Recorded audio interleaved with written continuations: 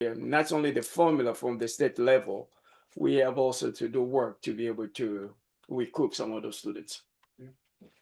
Spot on, Dr. Mubenga. Thank you. Mm-hmm. All right, so Board Member Bowen. Thank you, Larry.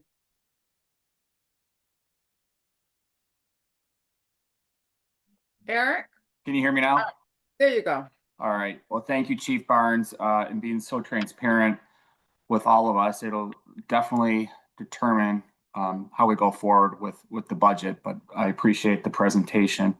I don't know if the superintendent can answer this or it's you, Chief Barnes. I know originally we were talking about central office staff, and the original job number, wasn't it 45 staff members? Have we increased that to 50? It was always 50. Was it always 50? Yeah. All right. I thought I had in my notes it was 45. So It was. And if you are correct, it's 50 with the superintendent leading the charge. So we've been looking at those numbers consistently, pretty much. all right. Thank you. And then the second thing I was looking at, I was not on the board prior to January. You're gonna send it to the school closing committee. Do we have that committee set in place? Now, it was disbanded when in November or December of last year. And All right, a decision was made. Are we gonna start a new one? Well, that's up to the superintendent. He's progressing at a good pace with his cabinet, but we will utilize the data collected from the. So direct response, no, we're not gonna have another committee. I think our plan was able to bring some consultant. As we're looking at the cost as well, we realized that we can do this work in-house, and we started the process already. I think we're gonna be in a good place by July. We'll have it, but we're gonna keep it close to us to make sure we start the academic year in September. Then October we'll be able to bring it to the board. Thank you. So we're not doing the liaison, each board member. No. That's all scrapped. Okay. Yeah. All right. That's all I have. Thank you. Thank you, sir. Okay, somebody else. Oh, Board Member Wright. You have the floor. Hi, Dr. Brown, and hey, Chief Jim, how are ya? Not good, Dr. Stefan. Mubenga, everybody that's in the room. I got a question about this. When we talk about closing schools, I know we in a deficit and we're trying to save money. When we talk about bringing in a consultant to come in and survey the district and give us that recommendation, how much are we looking at paying the consultant? Only reason why I asked that because we are in a deficit and we're trying to save money, but it seems like we're gonna spend money. We just had a school closure committee that we didn't pay none of those volunteers anything for to volunteer and look at the same data, do the same meetings, everything that I feel like a consultant would do and come in and do. For money, we just paid someone. I mean, we just had it for free. So how much would we be looking at if we did go that route? Stefan, the superintendent has now pivoted. Him and the superintendent and his cabinet will do the work internally. So in other Okay. words, Thank you. I understand. Thank you. Thank you. the Sure. consultant's secondary. I have one more question. Is that how it was done in the past, where the cabinet would do the data and stuff like that and make a recommendation to the board? Yes. Okay. Okay, I don't see any other hands. Okay, Board Member Hawkins.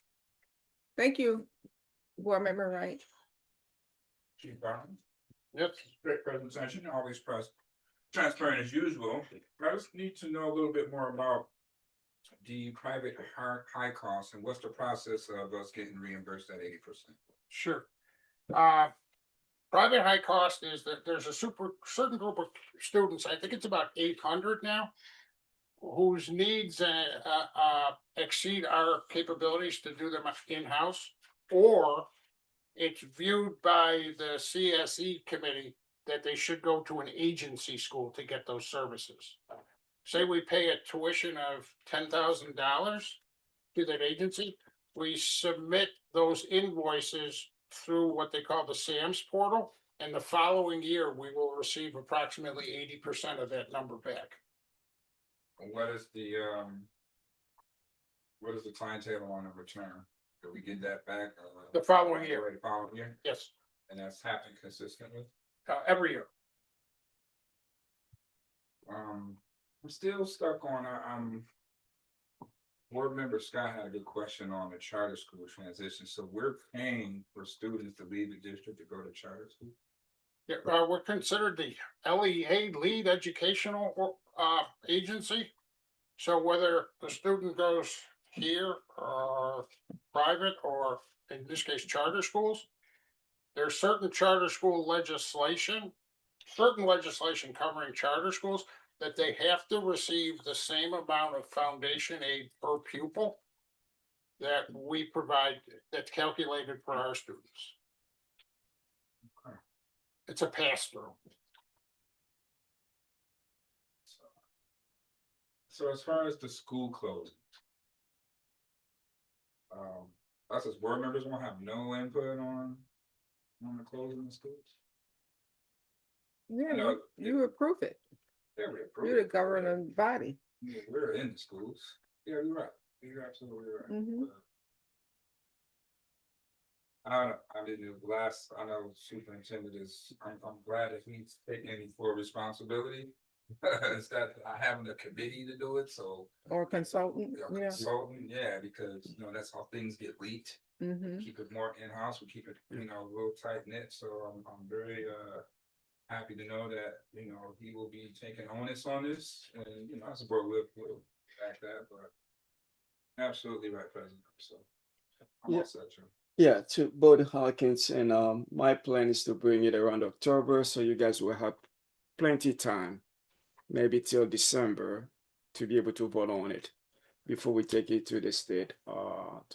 So all these meetings in the community for folks to react to it and all that kind of stuff. So we're gonna have a good 3 months there to be able to Now, I know to that go the through the magic, process. Yeah. I know the magic number always been 2, but can it be more? Oh, Yeah. absolutely. Yes. Definitely.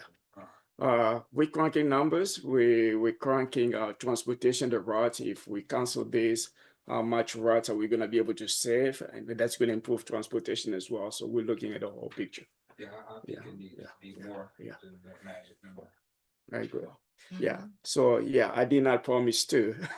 And yeah, we have some numbers we've been cranking, but I don't want to get folks really.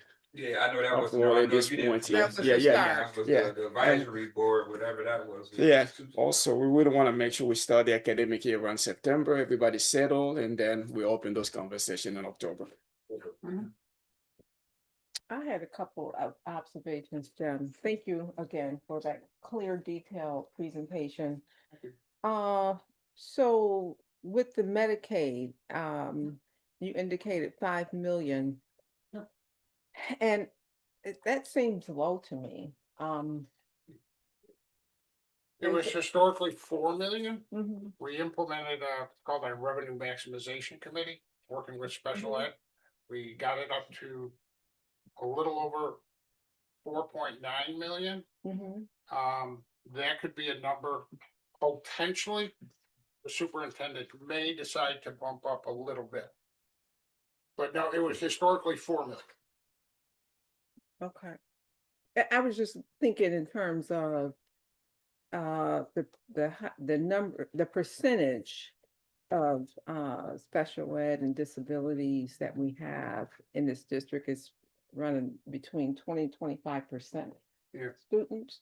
So comparably, it seems low. Oh, it's the special ed students are reimbursed through us through what's called Form A of our SAM submissions. We get a substantial amount of money that's not reflected in the Medicaid. Oh, okay. Yeah. Okay, that's why. Thank you for that. And then the other observation, when we talk about that clinical program at school 27, 1.2 million. Is that specific for school 27, or is it accessible to other students in the district? Yes, I can respond to that. If y'all remember, at the beginning of the year, we had staff members came in. We had a little crisis at that point Mhm. about 8111. Right. So I was able to convey a group of folks that was composed of my central office, BTF, BCSA, and all of these folks were able to be around the table.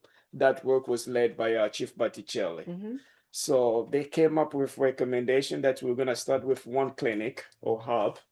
And the principal of school 27 voluntarily say, bring those babies here. So those students, they're gonna come from all over the Okay. district. Those are going to be the most severely profound needs Mhm. students. We're starting with one area, but we don't know, maybe in the future, there may be another one in a different part of the city, depending how that number is gonna grow. I think we've pretty much got to an agreement. If we can have that clinic, that's gonna resolve a lot of our issues. I think the price tag came up around $1.5 million. Okay. How many Alright. students will be at this clinic? How many? Chief Botticelli, did we come up with a specific number of students? It'll be 812 classrooms. The first year we're capping it at 612 while we get our feet wet, and then we'll be adding the additional 2 students per grade, or excuse me, per classroom. So it'll be 2 kindergartens and 2 first grades, which is where the prevalence of our AU classrooms are. Thanks for that clarity. I had a follow-up. Okay, go ahead. Okay, so I've to the Medicaid and what's reimbursable. Mhm. The services are reimbursable, like physical therapy, occupational therapy, and speech. Yep. Are we doing more to capture that? So, for example, I went to the ECMC school for a Christmas program, and one of the parents, I was surprised they didn't have OPWDD for their child. Which you get, and a lot of our students with special needs, regardless of your income, you could have Medicaid as a secondary insurance. Either primary, like straight Medicaid, or if you have insurance, also Medicaid because of the disability. So I'm just wondering, do we have somebody that do we have support services for these families whose children really should have Medicaid? And then are we capturing a reimbursement for all the services that we can? I can't comment on any individuals or individuals' households coverage. This is a separate matter where the state has established a program where the actual providers log into something called the Kinney system and log in the Medicaid approved expenditures. We've tightened that up through working with the SPED program, SPED department under Kim Holzer. Our reimbursements have increased from $4 to $5 million. We expect more in the future, but at some point, it's simply a factor of the amount of services you provide. And yes, they're very thorough in providing services to every needed child. Thank you. Okay, I don't see any other hands up from board members. Thank you. Jim, you want to close out? Thank you, Board President. Thank you, Chief Barnes. Thank you. We still have more work to do. Hopefully, the state will be able to finalize the budget so Yeah. that we'll be able to move forward. So that's pretty much conclude our presentation for finance. All right, thank Yeah. you. Thank you. So next up, we have Student Achievement, Honorable Vice President Adriana Zulik, Chair. Thank you. Today, presenting, we'll have Ann Botticelli, our Chief Academic Officer, on Goal 4 Mathematics. Related this morning, I got to celebrate our first and second grade scholars at Math League Banquet. And I wanted to congratulate the School 54, George E. Blackman School of Excellence, on winning first place. Oh, They excellent. wore math superpower capes. They Oh, wore yeah. capes. And we just, the board, we all appreciate the hard work, dedication that the school coaches put into our math leagues, the math department. Who they don't have a lot of staff, but they No. do really Small well but when they mighty. have Director WAG staff. But it's just so important to foster this love of learning and math, and so young, these little like 6 and 7-year-olds. So it's wonderful to see them. That's some of my favorite things I do is celebrating our wins. And with that, Dr. Mubanga has. Thank Any- you, VP. okay. No comments, and Chief Botticelli, the floor is yours. So just as an aside, I love the math league. It's one of the best events of the year. And the first and second graders are a recent addition. So it's even more exciting to hear how well they're doing. Thank you for pointing that out. Edward, can you go to the next slide, please? I'm going to talk a little bit about our iReady assessment. You're going to be seeing some iReady data when we come together for the board meeting. So board member Zulich and I thought it made a lot of sense just to make sure everybody understood the data they're going to receive. So I'm going to talk mostly about the math assessment, but there are some commonalities between our English assessment and our math assessment because they're both using the iReady platform. So we administer iReady Math grades kindergarten through 8. Kids can take it either in English or Spanish, but they can't take both because it overrides itself on the platform. So students who are more, even if they might be a Spanish speaker, if they're more comfortable taking the test in English, they can. However, if they are a Spanish speaker and are more comfortable taking it in Spanish, they can elect to take the test in Spanish. So there are 4 domains measured on the iReady assessment for math.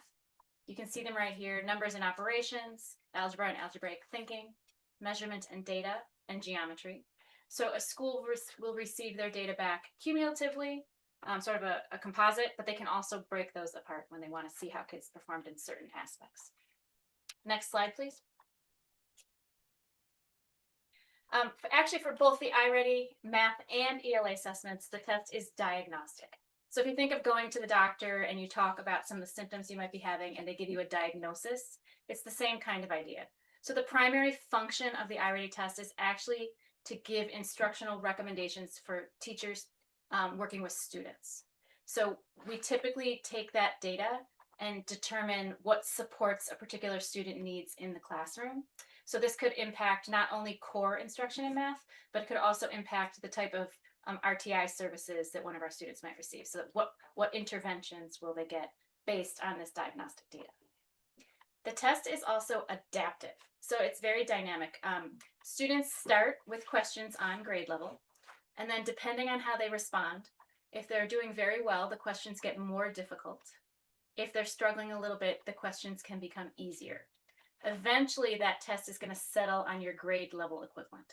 So it lets us know for each student taking the test where their approximate grade level score would be. Okay, so a kindergartner who's doing very well could score at a first grade level, whereas a second grader who's struggling could score at a kindergarten level.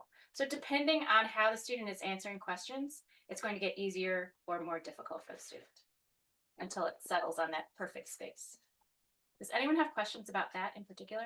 Because that's really the nature of this particular test.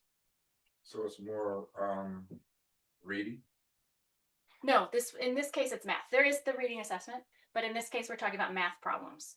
So it would get easier or more difficult depending on if you're answering correctly. Okay. Next slide, please, Admir. Okay, so student performance is measured on a scale of 1 to 800. So every student receives a numeric score. And it indicates whether they've mastered the skills to that point. Okay, and they may still need to work on other skills beyond that point. So not every student has been exposed to some of the skills they're being assessed on at the beginning of the year.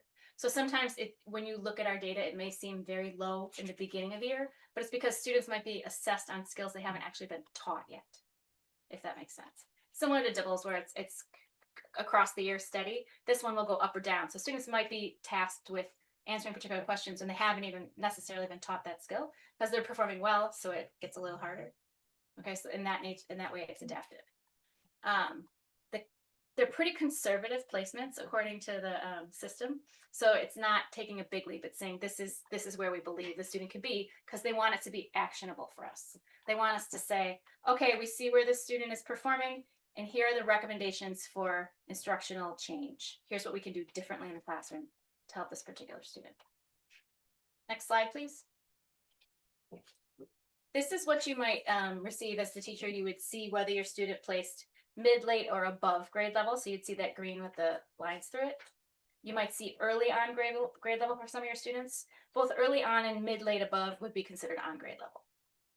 1 grade level below would be represented with the yellow, 2 below the red, 3 below or more with the red with the line slashed through it. So it gives students that approximate grade level equivalent, so the teachers know how to group students and can work with them on particular skills. Next slide, please. It's also going to give us growth measures. So remember I said this test is really for instructional purposes. So it's going to give recommendations for typical growth scores and stretch growth scores. We want our students to always try to reach their stretch growth goal. And it's based on how they placed on the beginning of year assessment. So when they take the BOY, it will provide them with their placement level, a typical growth score. So if they grew as students at that entry point usually grow during the year, and then a stretch growth target for the student. So let's say they're a couple years behind and you want to catch them up and put them on grade level. You don't want them to hit their typical growth. You want them to hit their stretch growth so they get caught up. It can take a couple years for some students to meet their stretch growth goal if they're significantly behind. So the stretch growth goal, they'll give you one for the first year, and then the following year, another stretch growth goal, aiming to get you on target. So they're reasonable targets and they're attainable, but they're very ambitious.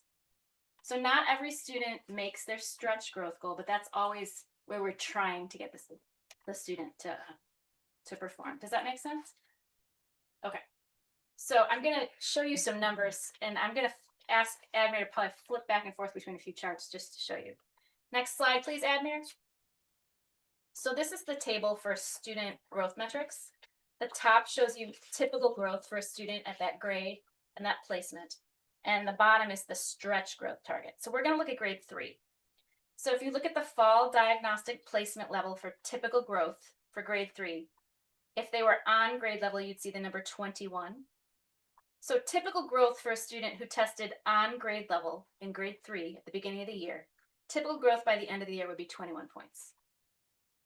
So if you're already on grade level and you make the 21, you're going to stay on grade level, right?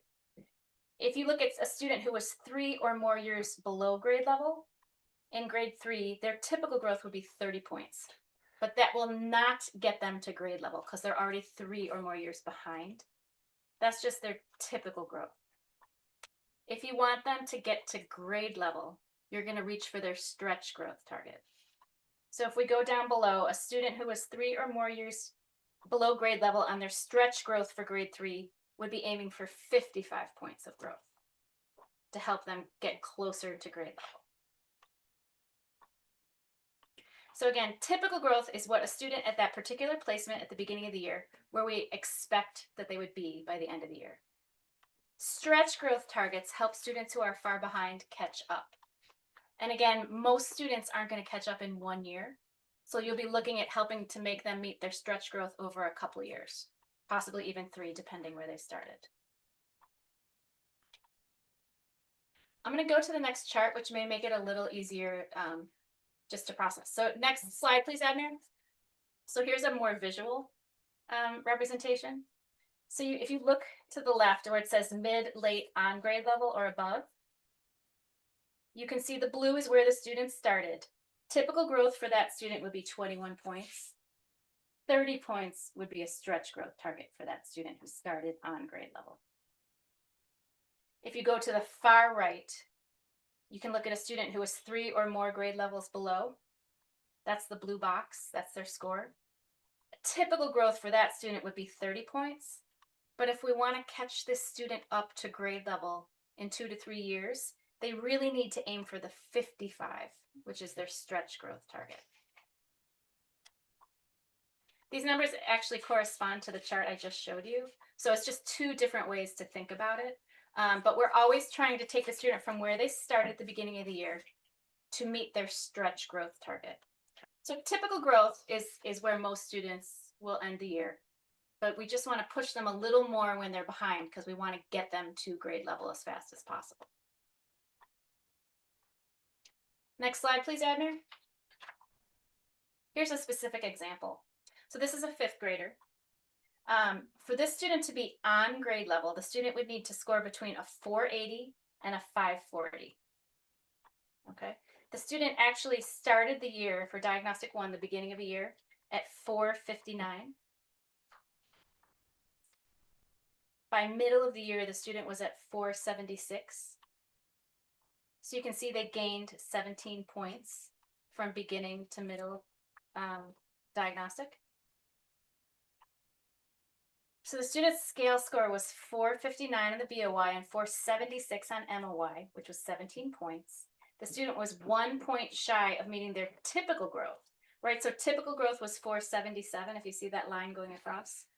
So by middle of year, the student was just 1 point shy of typical growth for the year, which means it is likely the student will hit their stretch growth target by the end of the year. They need a 490 to be considered early on grade level. Okay. So I can come back to that at the end if people have specific questions. But I'm going to go to the next slide, please, Admir.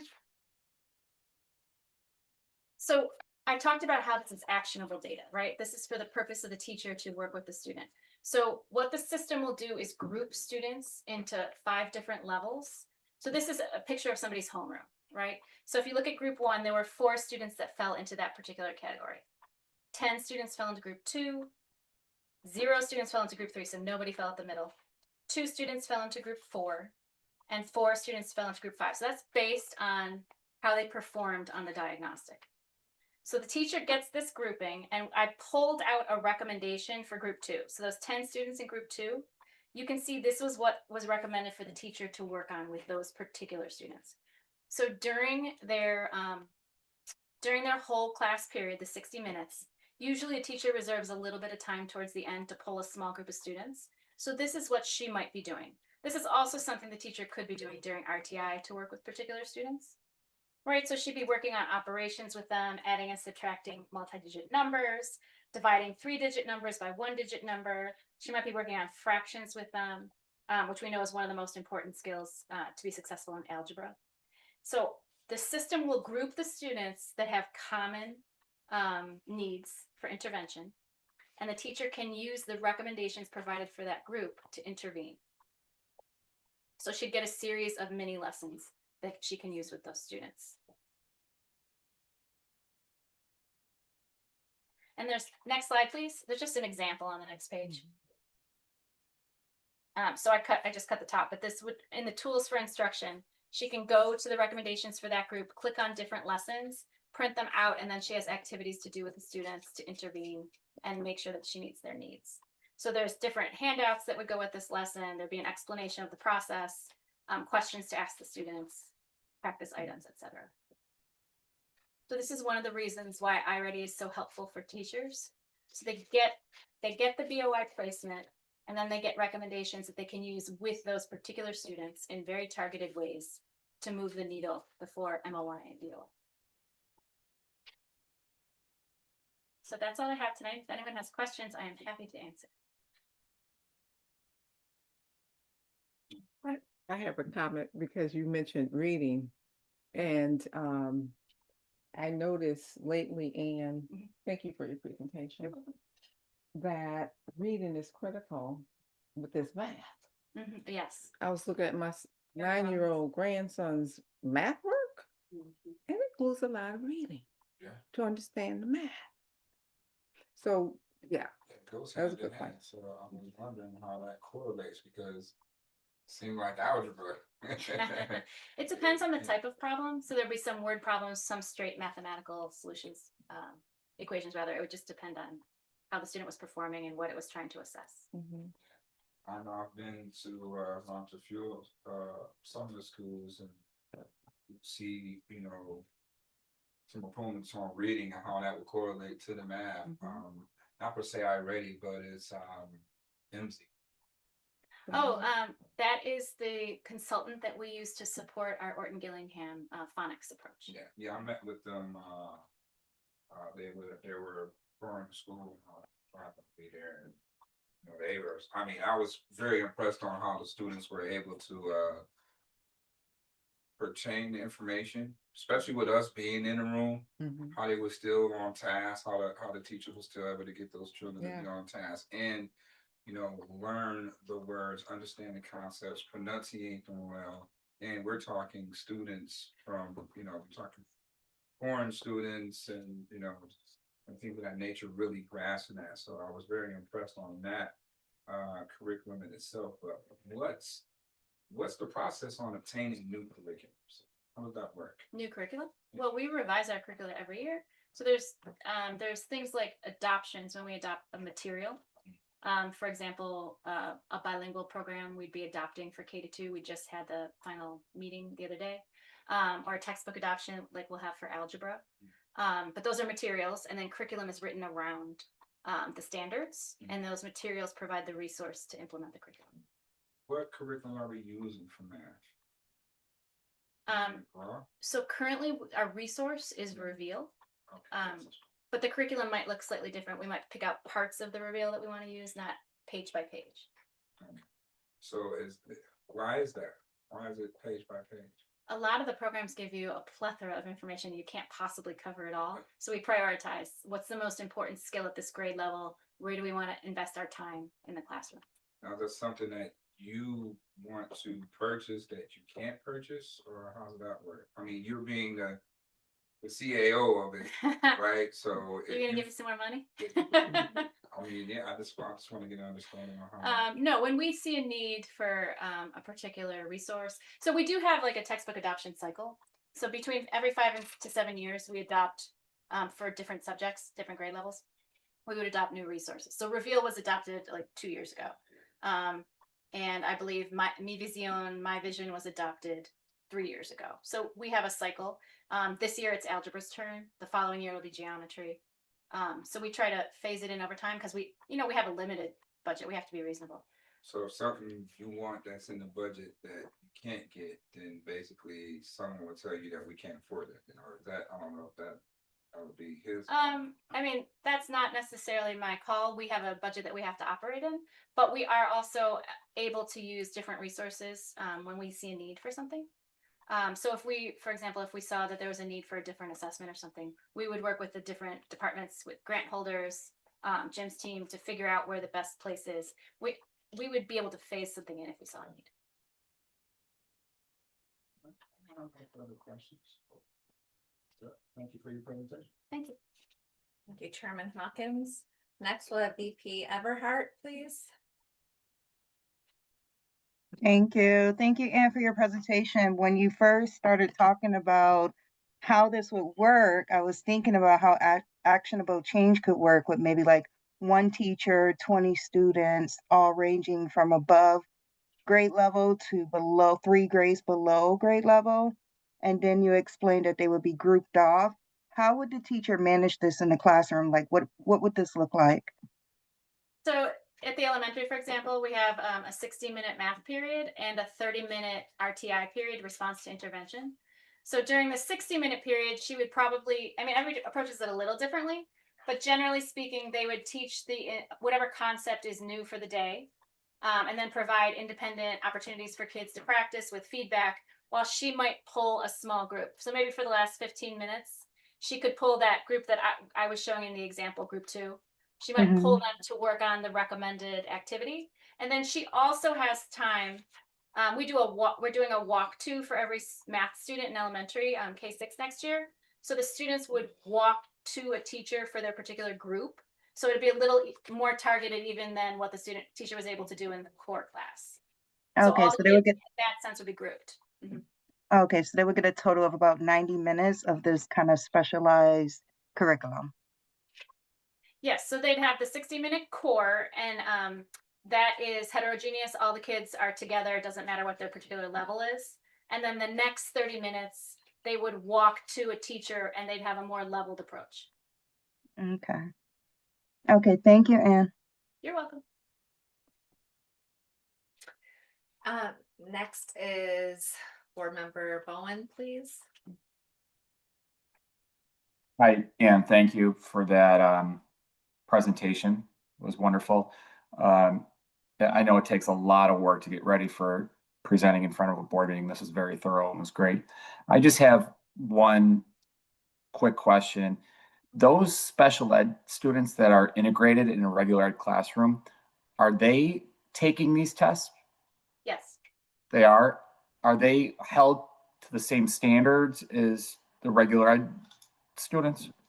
Yeah, they actually do. They are held accountable for meeting the same standards. It just might be a different access point for those students. We do specially designed instruction to meet their needs. So it looks a little, the presentation for them or the scaffolding that we provide might be different, but they do have to meet the same standards. But this particular test, don't forget, is adaptive. So if they're struggling a little bit, the questions would get easier. So their grade level equivalent might not always be on grade level if they need extra support. But our goal is to get them to grade level always. Always, yeah, great. And then I know that there's teachers that, teachers are held accountable sometimes for their performance. Is it taken into consideration those classrooms that have higher special ed students with a classroom that's not? So in terms of this particular test isn't tied to accountability. This is just really for the teacher to support the students. And it gives us a good gauge of how students might perform on the state assessment, but it's not a complete predictor. So when I work with teachers and principals with this particular data, I want them to think about how am I going to support my students? So how can I move this group of students to meet their stretch goal? So it's not really like holding someone accountable per se, the way you might be thinking of it when it comes to like an APPR or something like that. Yep. All right. Thank you. You're welcome. Thank And you. so, Anne, just to follow up, this is Janita. Do you think 15 minutes is enough time to kind of get caught up, say if a student was 2 or 3 grade levels behind? 15 minutes? Oh, you mean during the core? That's just one opportunity. And then the additional 30 is more targeted during the RTI portion. Okay. Do I think it's enough time? I mean, I'd love to spend the day doing some things. But realistically, 60 minutes is a good chunk of time for students to concentrate on the particular subject. This teacher can rotate through with students in groups.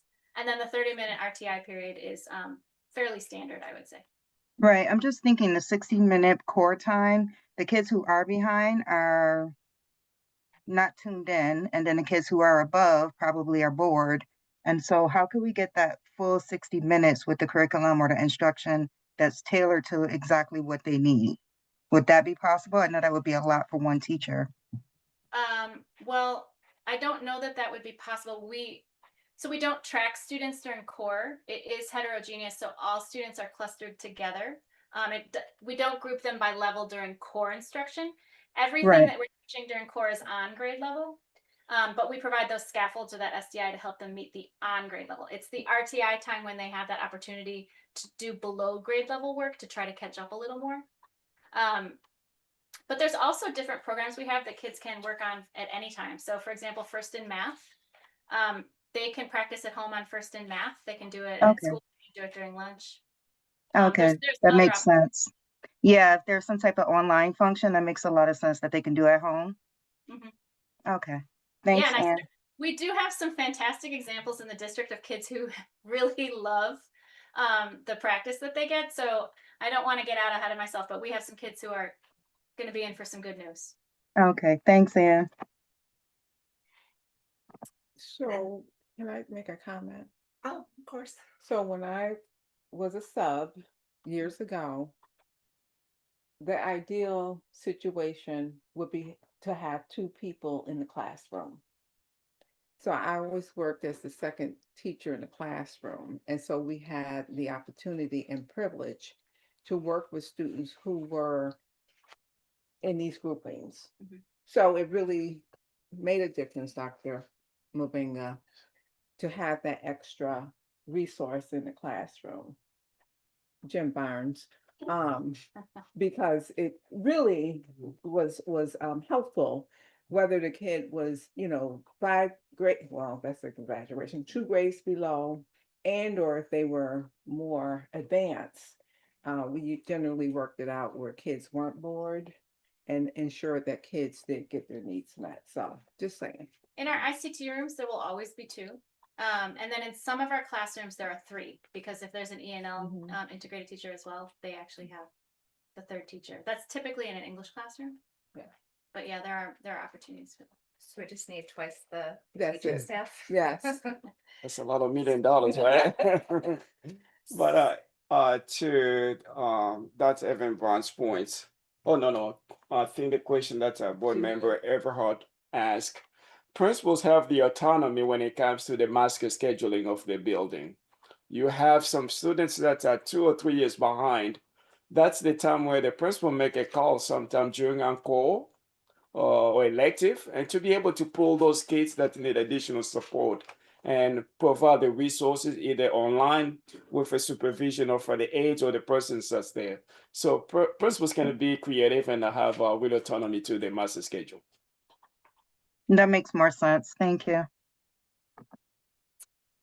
And then I had a couple questions too, kind of the inverse of Chairman Hawkins. If there's curriculum that is working great, for stability, teachers are trained on it. Do we keep it longer? Oh, Like, absolutely. okay, Yes. so we could have curriculum We 10 do, years. Or... yeah, we do a curriculum audit every year. We compare our results to state assessment results, and we just see, is there a spot where we need to bolster a particular skill, et cetera. But it's still pretty much the same unless we decide to completely overhaul. So for example, we're going to completely overhaul our elementary social studies this year. Mr. Brandy's pulling together a team of experts to embed more literacy so that we can do more cross-curricular work between reading and social studies at the elementary. It's actually really exciting. So they can do more project-based work and really do more writing activities and things within the social studies curriculum. So still honoring what we need to teach in social studies, but providing a little bit more of the project-based approach. Okay, and I don't know if tension is the word I want to use, but sometimes like we always are looking to place students in a least restrictive environment. And I did want to lift up the integrated co-teaching classrooms. One of my children is in one, and just having 2 adult teachers, one special education teacher, one general ed teacher, is life-changing for some of our students. So I am wondering about extended school year. I guess it's kind of adjacent to this. If we have students who are not meeting the stretch growth, or perhaps, you know, not even meeting the typical growth. So like a 3rd grader didn't get the 30 points, let alone the 55 points. So if we have at the end of year a student who hadn't met these goals, do they go into extended school year, or how do we do anything to prevent learning loss? There's a specific formula for extended school year that isn't necessarily related to IRD scores. Okay. But teachers get that formula and they know how to calculate it and share the results with the department. We do not have a traditional summer school program, but we work with Say Yes. So we send a lot of students to the Say Yes program, and they have a really fantastic math summer curriculum that's game-based. So it's really exciting for the kids. They really enjoy it, and it does keep up their skills. Okay, do we send like a referral to the parents, or just like a blanket, everybody's invited? Everyone is actually invited, yeah. Okay. And then if the parent is interested. We also run the Jamboree. I think there was just one this past Saturday, where we bring together a lot of summer school providers from the area, like Willie Hutch Jones, anyone who's offering a program, and they can come and recruit parents and bring kids into their summer programs. So it's an opportunity for the community to get involved as well. Okay, thank you so much. I appreciate your presentation. And any closing remarks, Dr. Mubenga? No, thank you. This is really great work. Quick comment here. We met with Say Yes CEO David Ross, both his curriculum persons there as well. So we are really partnering to see what are the skills that need to be taught during the summer. I'll give you an example. When it comes to 5th grade math, fractions is what our students really struggle in. So if we're gonna spend about 4 or 5 weeks during the summer trying to teach everything at the end of the summer program, then we're gonna realize that our students are not really growing. We can focus on few skills that will really teach them really well. I think we'll be able to see better results. We're really working, collaborating, having those conversations so that we can really see some kind of good result after all the summer programming. So we're excited about having these conversations, and we got work to do. Thank you. Board President. You want to pass it to Hawkins? Oh, next up, we have education support chaired by the Honorable Louis Hawkins. Oh, good afternoon, everybody. Good afternoon. How you doing today? Today we have, Chief Reynolds. Yeah, Chief Reynolds here presenting a wonderful proposal for pathways. As we all know, pathways are it's a key component to our kids, just getting ahead, right? So, and just giving them that structure that they need to survive in the outer world when, they graduate from our great institutions, right? So she's presenting today a great plan, a great proposal to help our students thrive, in all phases of, pathways. So without any further ado, Dr. Mubanga. Thank you, Board Member Hawkins, and you pretty much covered that really well. Without further ado, Dr. Reynolds. Thank you so much, and good evening, and thank you for the opportunity to present. I am very pleased to present a proposal for the Progressive Pathways Academy. Keep in mind that this is a working title that the committee came up with to avoid the negative connotation associated with the term alternative education. So I'll refer to this academy as PPA. So PPA is proposed as an opportunity to reimagine how we serve some of our district's most vulnerable students by providing an innovative, student-centered alternative designed to re-engage students and expand pathways to graduation and post-secondary success. Next slide, please. Let me begin by acknowledging our board chair, Chairman Hawkins, acknowledging our board president, Superintendent Mubanga, and the rest of our honorable board members for your commitment to student success. We thank you for that. This proposal is grounded in flexibility and opportunity and aligns directly with our district's goals to increase equity, access, and improve student outcomes. Next slide. The development of the PPA was a collaborative process of diverse stakeholders, including parent leaders, community members, teachers, administrators, cabinet leaders, BTF President, Mr. Rich Nigro, BCSA President, Ms. Jody Covington, and Board of Education member, the Honorable Mr. Larry Scott. We convened the committee over a 6-week period, including 4 meetings and a survey consultation session. We also gathered input during a 1-week window period from 656 stakeholders of students, families, staff, and community members. So I would like to emphasize that this proposal is the initial step of a multi-phase process. There's tons of additional work that will ensue throughout the process, including stakeholder focus groups, community members, and much more. Next slide, please. So when considering survey results, our stakeholders were clear about current school strengths as well as gaps. So some of the reoccurring themes that emerge include strong relationships, small learning environments, hands-on and career and technical education experiences promote engagement. Several challenges also emerged, including behavioral disruptions impact learning. There's a perceived misalignment between student needs and placements. Restorative practices are inconsistently implemented. There are also limited alternative structures currently in place. So these findings directly inform the design of PPA. Next slide, please. The urgency of this work is reflected in our data. When considering our current alternative structures, graduation rates for identified schools are significantly below state and district averages. We see that dropout rates are disproportionately high. Attendance remains a critical concern, especially among our most vulnerable students. These trends highlight the need for a fundamentally different approach, not just incremental change. Next slide, please. In addition to these quantitative data, we recognize that students entering alternative settings frequently present the following risk factors: low reading, writing, and math skills, chronic absenteeism, credit deficiency, high office disciplinary referrals, high suspension rates, socio-emotional challenges, as well as disconnection from traditional school settings. So PPA is designed specifically to respond to these realities. Next slide, please.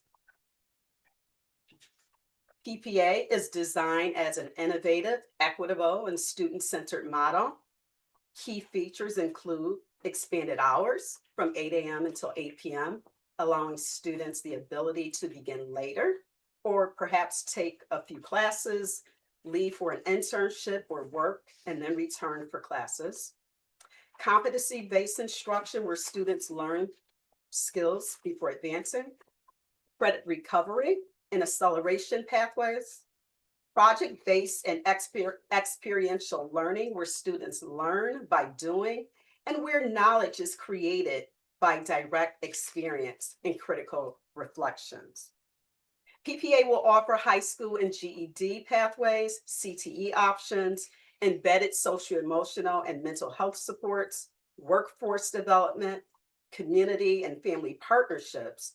So this model really prioritizes student agency, flexibility, and real-world relevance.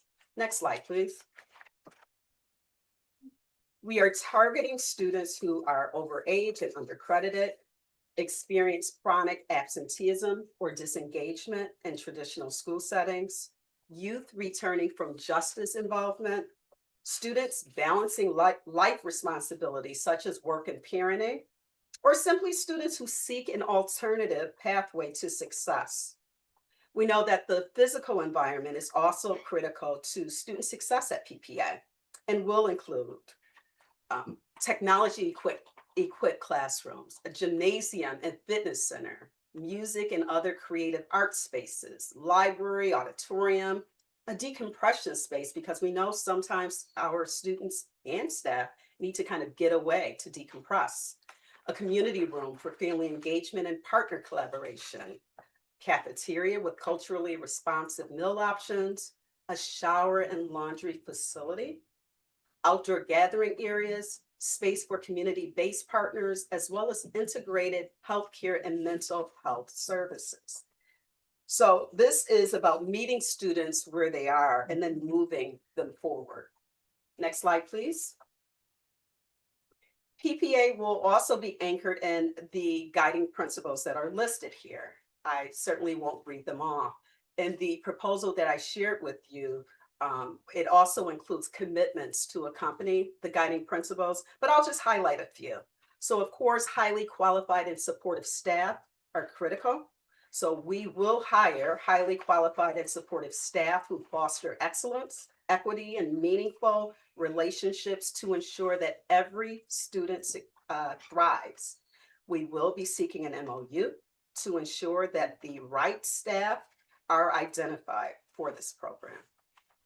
Student voice and agency. We want students who are going to be actively participating as decision makers regarding their pathways, regarding pacing, and the supports that are critical to their success.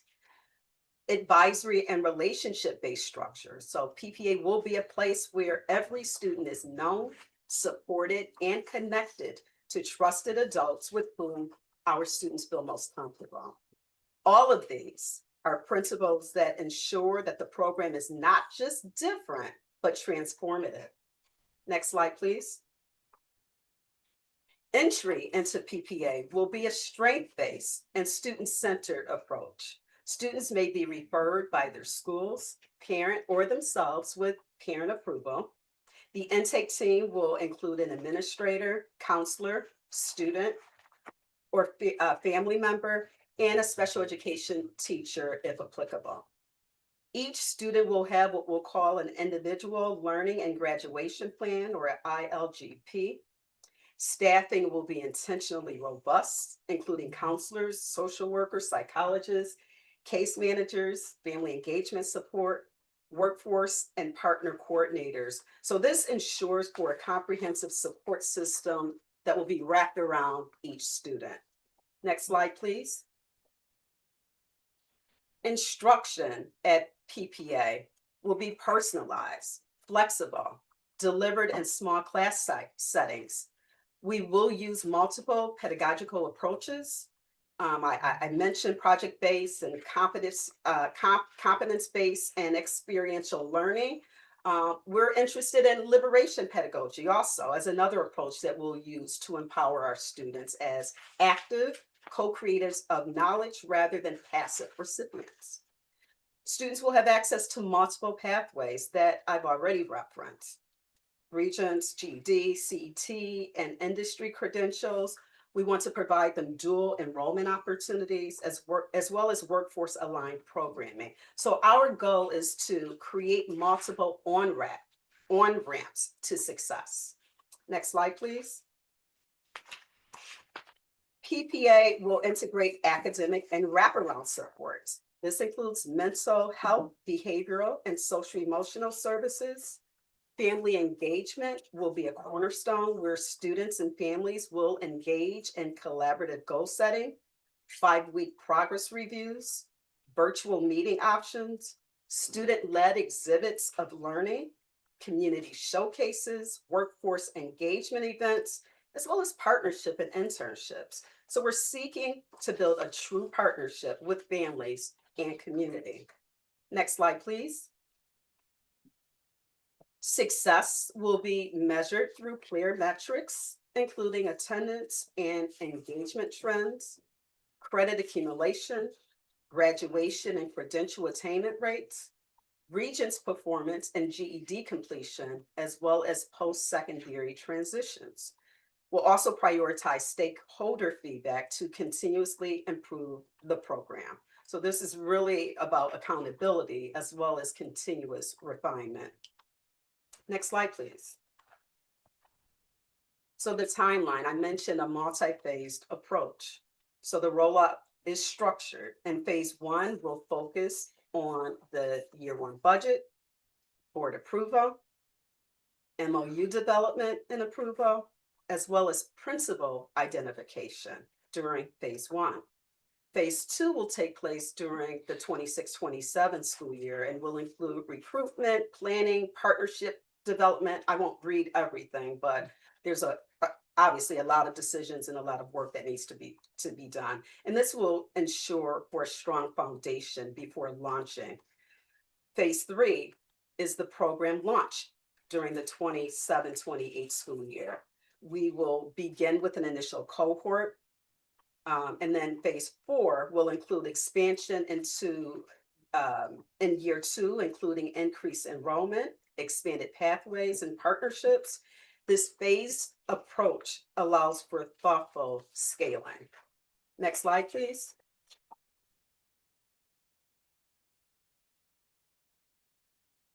During phase 3, again, I mentioned that we will be launching during the 27-28 school year. So we're looking to do a wonderful ribbon cutting ceremony. Again, I won't read everything, but what's important about phase 3 is the launch, and phase 4 is the expansion. Next slide, please. So the anticipated budget. For next school year, I mentioned that we are looking to hire the principal, and who will start in September of this year. The clerk or administrative assistant, we are looking to hire in January 2027. We are budgeting for professional development as well as miscellaneous items. And so our anticipated budget for next school year is approximately $450,000. for the 27-28 school year. These are just some of the things that we're budgeting for. Of course, the principal, assistant principal, we will have a supervisor to be responsible for that CCI or GED pathway. Additional teachers, staff, clerk. We're looking to hire parent engagement liaison. Again, there will be tons of professional development, textbooks, et cetera, et cetera. Next slide, please. That actually concludes my presentation. I will just stress once again that the Progressive Pathways Academy is not just a program. We see it as a commitment to ensuring that every student has a pathway to success, no matter their starting point. So at this time, I will address any questions that you have. Well, I do see Vice President Everhart with her hand raised. Vice President? Yes, Dr. Reynolds, this is right on target. This is just beautiful. This is amazing. This is what's needed. I will say that the meditation room and laundry facilities is such a nice touch. I do have a couple questions. I'm just blown away. This is incredible. Thank you for everybody who worked on this. This is beautiful. Thank you. So do you have a proposed location? Not at this time. Not Okay. at this time, but obviously the superintendent is very mindful and we've heard about potential school closings. My hope is that we'll be able to repurpose one of those buildings. It's a part Right. of the equations as well as we're working about our school closures. And one fall, we'll be able to identify a building and bring it to you for recommendation. Incredible. I love it. Okay, and what is the entry age and the age out age? So the entry age would be freshman year, or would it be after we've already seen that the possibility without credits, the right amount of credits of graduating wouldn't be That's a feasible? great Okay. question. Great question. We are anticipating for year one, starting with our 9th grade, 10th grade, and CCI students. And then year two, folding in what would be by credits, juniors and seniors. Right. Okay. And then as far as the CTE programs that will run out of there, now would it be possible to have those accredited, like New York State licenses, so that way as soon as they graduate, they're ready to hit the ground running? Can definitely make note of that. Okay. And then another suggestion I have is daycare. And then my last suggestion would be andragogy curriculum as well, along with pedagogy, just because these kids are older and they kind of are more self-directed and they're not like a blank slate. So it's like they can contribute to their education to some degree. And that was it. Other than that, absolutely beautiful. Thank you. Appreciate your recommendations. Board Member Scott. Thank you, Board Member Hawkins, and thank you, President Evans Brown, for allowing me to serve on this committee. It was extremely worthwhile and fulfilling to be part of it. There were many members that were part of the committee, very inclusive, very collaborative, and just it felt good. I think after our last meeting that I think there was a consensus on where we should be heading with alternative programming. And just want to commend Chief Reynolds for her leadership throughout the entire committee process and what she's put together here from all the input that she's received. I don't have any questions, but I just want to really lift up some of the things in the presentation that stuck out for me, and that is a small staff to student ratio, not just with teachers and students, but mental health professionals as well. And then we talked about how these students, the alternative programming, the progressive programming that we need to provide for these students, many of them are the neediest that we work with. To be blunt, some of them are the toughest. And a lot of times we end up giving them the least. We put them in the spaces that aren't very welcoming. We don't offer the opportunities that our other typical students get. And we feel like that we need to flip that this group of students needs to get the most. And that starts with the physical structure of the building that they're walking into, that it's welcoming, that it has all the spaces that they need in order for them to adequately receive their education and have their needs met, including social emotional needs. Having the opportunities to have music and art and a variety of electives that other students get access to. So just hoping this also comes to fruition as we move forward, because I think there are some, as Vice President Everhart pointed out, this is wonderful to see and to see it on paper in a presentation, and just hoping that there is good momentum to have this come to fruition. So thank you again, Chief Reynolds, and everybody that worked on this. Thank you. Board Member Bowen. Thank you. Chief Reynolds, awesome job. This was great, and everybody that worked on this, it was very nice reading all of that. The one thing I wanted to point out was which I loved being a special ed teacher, was the decompression room. Now, I just have one question on it. Is there going to be a separate room for the students and the staff, or are they going to have the same decompression room? Look, I'll make note. Are you recommending a separate? Yeah. Yeah. Yes. Faculty room. Yes. All right. That's all I have. Thank you.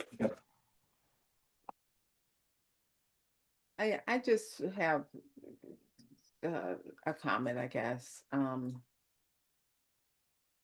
because this is sort of, my purview, working with, I call them at-risk youth. Thank you for your presentation. It was awesome, and everyone who worked on it, including our representative from the board, Larry Scott. I would also like to see a non-traditional kind of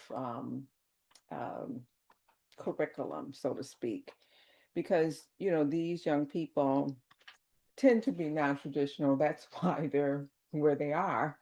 Other programs like Liberty Partnerships and Say Yes and the Student Leadership Network ought to be accessible as well, in this initiative, because I think welcoming environment does work for this group. Work for all kids, but particularly for this group. So when you ask about the MOU, what does that mean, the MOU? That MOU would be specific to the hiring of staff. So our hope is to staff those who are the best fit and the most qualified for this program, and not necessarily having to staff individuals based upon the number of years that they've worked in the district. Thank you. I'm glad to hear that. I needed to hear that because, it is a special group and everybody can't do this work. Okay, let's be blunt.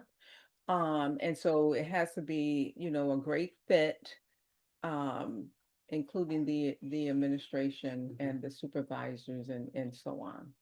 100%.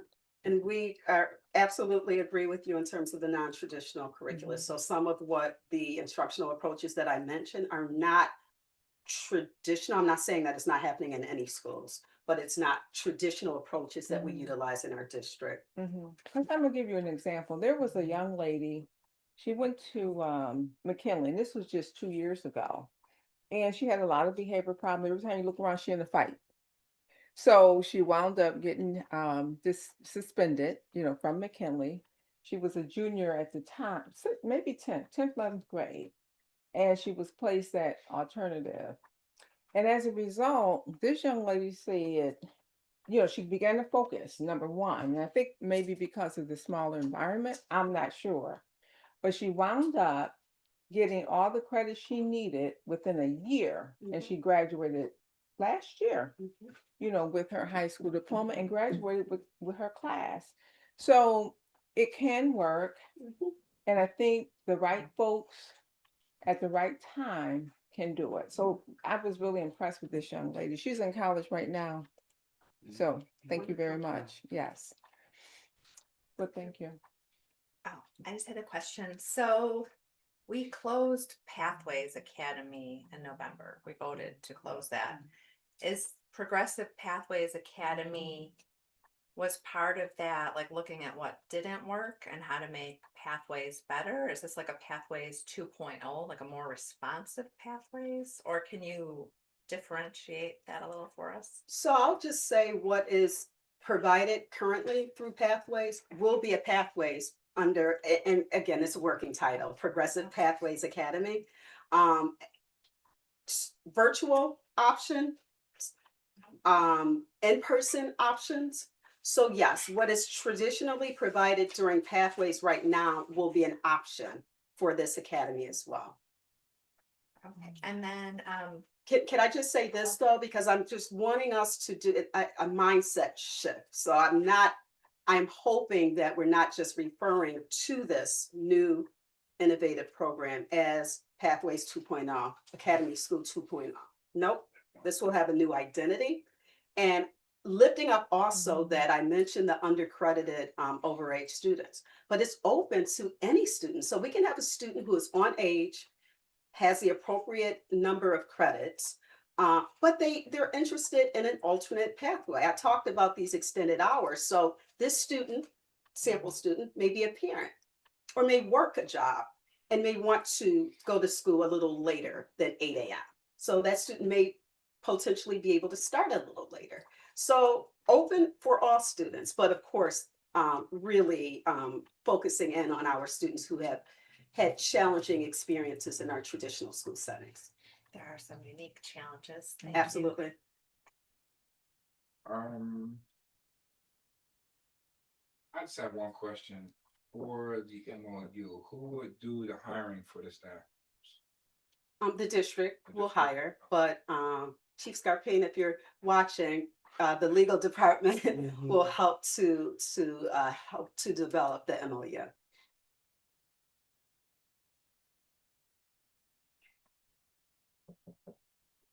I'm all set. Anyone else? Anyone further questions? Jim, you got a question? No. Mark, start. Oh, thank you, Board Member Hawkins. Thank you, Dr. Reynolds. Back to you, Dr. Evan Browns. I can see that we got a good 20 minutes here before we have our consultant here. So a little break will be Take a good. break? Yeah, that's what I Let's was. go 10 minutes. 20 minutes. Got 20 minutes? Yeah. Okay. Yeah, it's only for 5:40. Yeah. Thank you, guys. You did it really good. We're gonna take a 20-minute break. All right, staff, please, you are dismissed. It's just going to be me and the board. So go enjoy your evening. Say it again. Do you have your key for Yeah, I have my keys. Yeah. You do? Yeah, I do. don't want to lock you out. No, I got it. Thank you. All right, take care, Jeff. Thank you. I feel like we need a different name though. Yeah. Because it's just. Yeah. We'll find it. Yeah. We'll find it. What's that? Different name? Different name for the. Oh, yeah, okay. Yeah, I mean, that's the start, Okay, but you start, don't, yeah, but yeah. she's like, associate, Yeah. you know. I got something. Okay. Are we coming back at 6? Is that right? Yeah. Yes. 6, yes. Okay, all right. Little bit of break here, bathroom break and all All that. right. Thank you. Thank Hey, you. before you all leave, just real quick, I appreciate the break because I think that's needed. I was just going to ask from the camera angle. I don't know if you're able to move the camera angle or not because I don't get the opportunity to see where Board Member Hawkins is. So I didn't know if you're able to change the camera angle or if he's able to move so that. On this side, Yeah. So they're telling them that for the longest. yeah. Okay. Yeah. All right, well, Thank you. It's willing to move. Yeah. okay, we'll see you shortly. And are those birthday flowers? Yeah. We just want to know if we're going off live for these 20 minutes. All right. We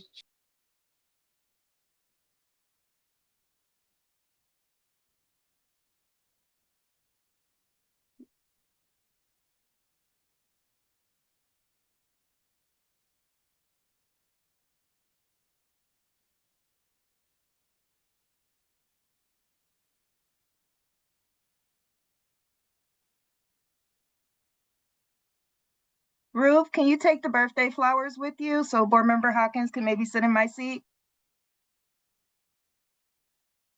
Did you hear me? Thank you, Ruth.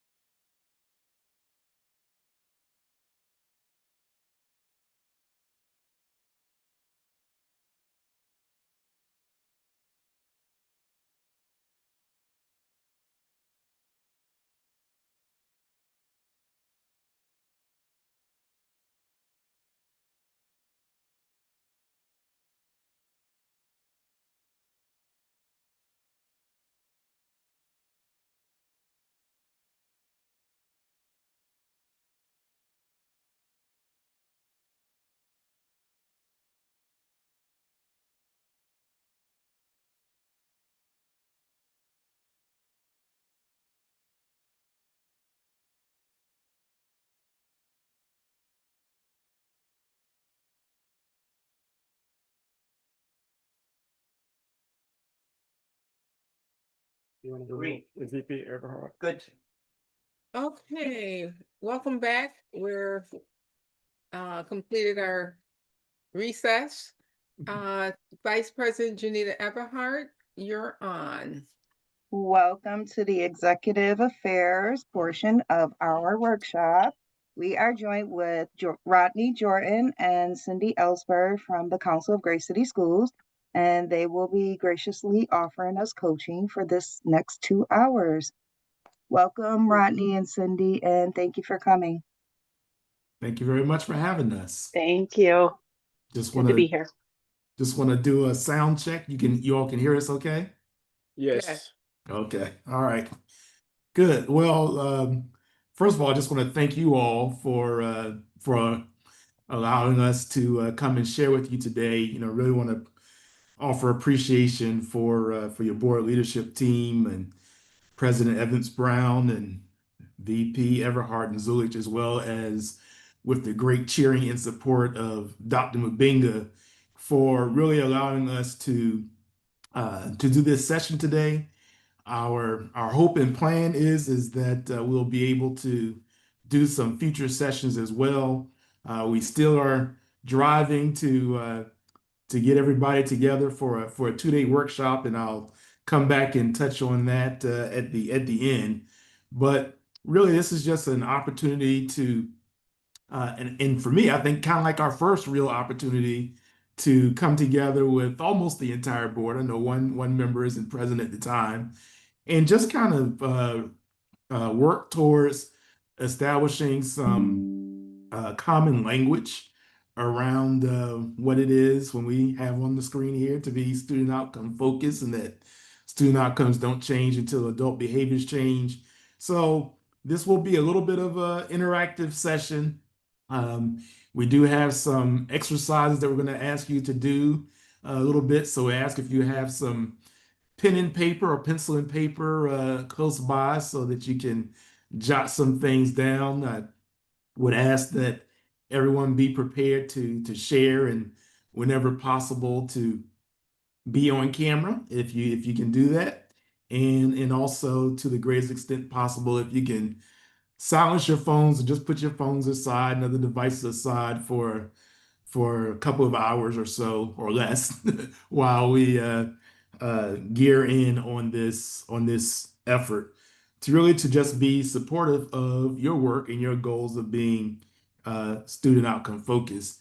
Just as a reminder, you do have a full coaching team that is working to support you in your continuous improvement towards being student outcome focused and to drive positive student outcomes for your students. I am serving as your lead coach. Cindy is the senior coach, and in that regard, and she works with the Council of Great City Schools. We also still have Leslie working with us as a support coach, and then you have Ray Hart and really the entire Council of Great City Schools available and being here to support you as part of your membership with the council. With that having been said, I'm going to go ahead and get started. And one of the first things I would ask is, let's make sure I can change the slide here. Just want to do a little warm-up exercise. I know you all have been dedicating yourself to a deep work session today. I know you just had a break, but just wanted to kind of take an opportunity to just do a little warm-up and get you all engaged in terms of just kind of sharing with each other, what it is, what's your why, what's your purpose, what's your passion around the work that you're doing on behalf of students. So what I'm going to ask you to do is, if you would avail yourselves of some paper and a writing utensil, and for the board members, I'd like for you to take a few minutes and just make some notes to yourself. Why did you decide to run for the school board? Why are you serving? What was your passion? What was your why? Why did you decide that you wanted to serve in this capacity as a school board member? And for Dr. Mabinga, likewise, why did you decide to become a superintendent? And you can even add to that, why did you decide that you wanted to be the superintendent for Buffalo Public Schools? Then, likewise, I'm going to ask all of you to also jot down what is something that you wish your fellow colleagues, your fellow governance team members uh, knew about your leadership or communication style as relates to being a member of this governance team? And you'll hear us talk about governance team. That's just the board and the superintendent working together. So why did you decide to run or pursue a career as a superintendent? What is something that you wish your team members knew about your leadership or communication style as it relates to being a member of the governance team? Then for the returning or veteran board members, what is something that surprised you when you that has surprised you since you first came on the school board? And then for the new members, what is something you're looking forward to learning while on the school board? So if you all can take 3 to 5 minutes and just jot those down and be prepared to share when you're done. So I'm here watching, and I'll see if you're writing, and I'll kind of go by that to see when you might be done. Otherwise, I will come back and begin to ask those to share in 5 minutes or so. So, any questions at all about what I'm asking you to do with this exercise? All right, having none, please go at it.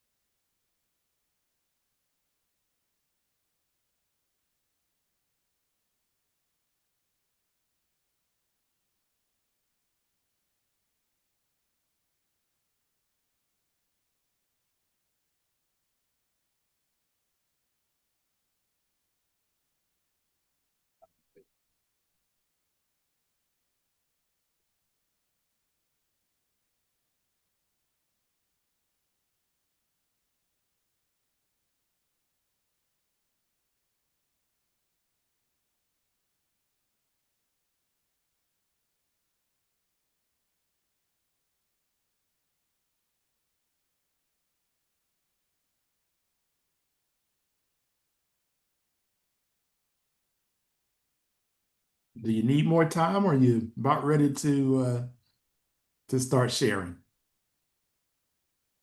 We need a little more time. A little more time, okay.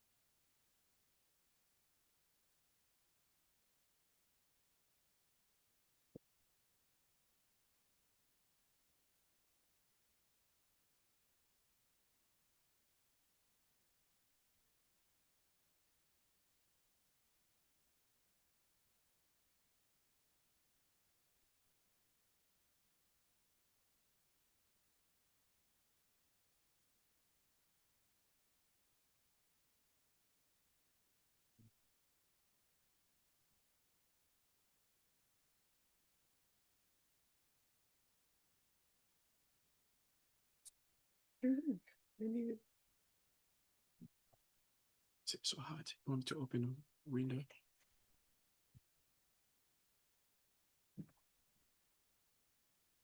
Are you all ready to get going? Yes.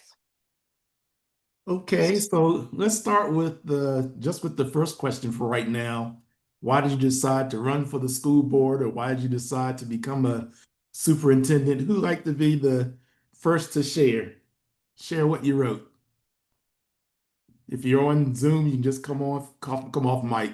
Well, board member Wright, I see your hand. Hello, Rodney. How you doing? Fine, and you, sir?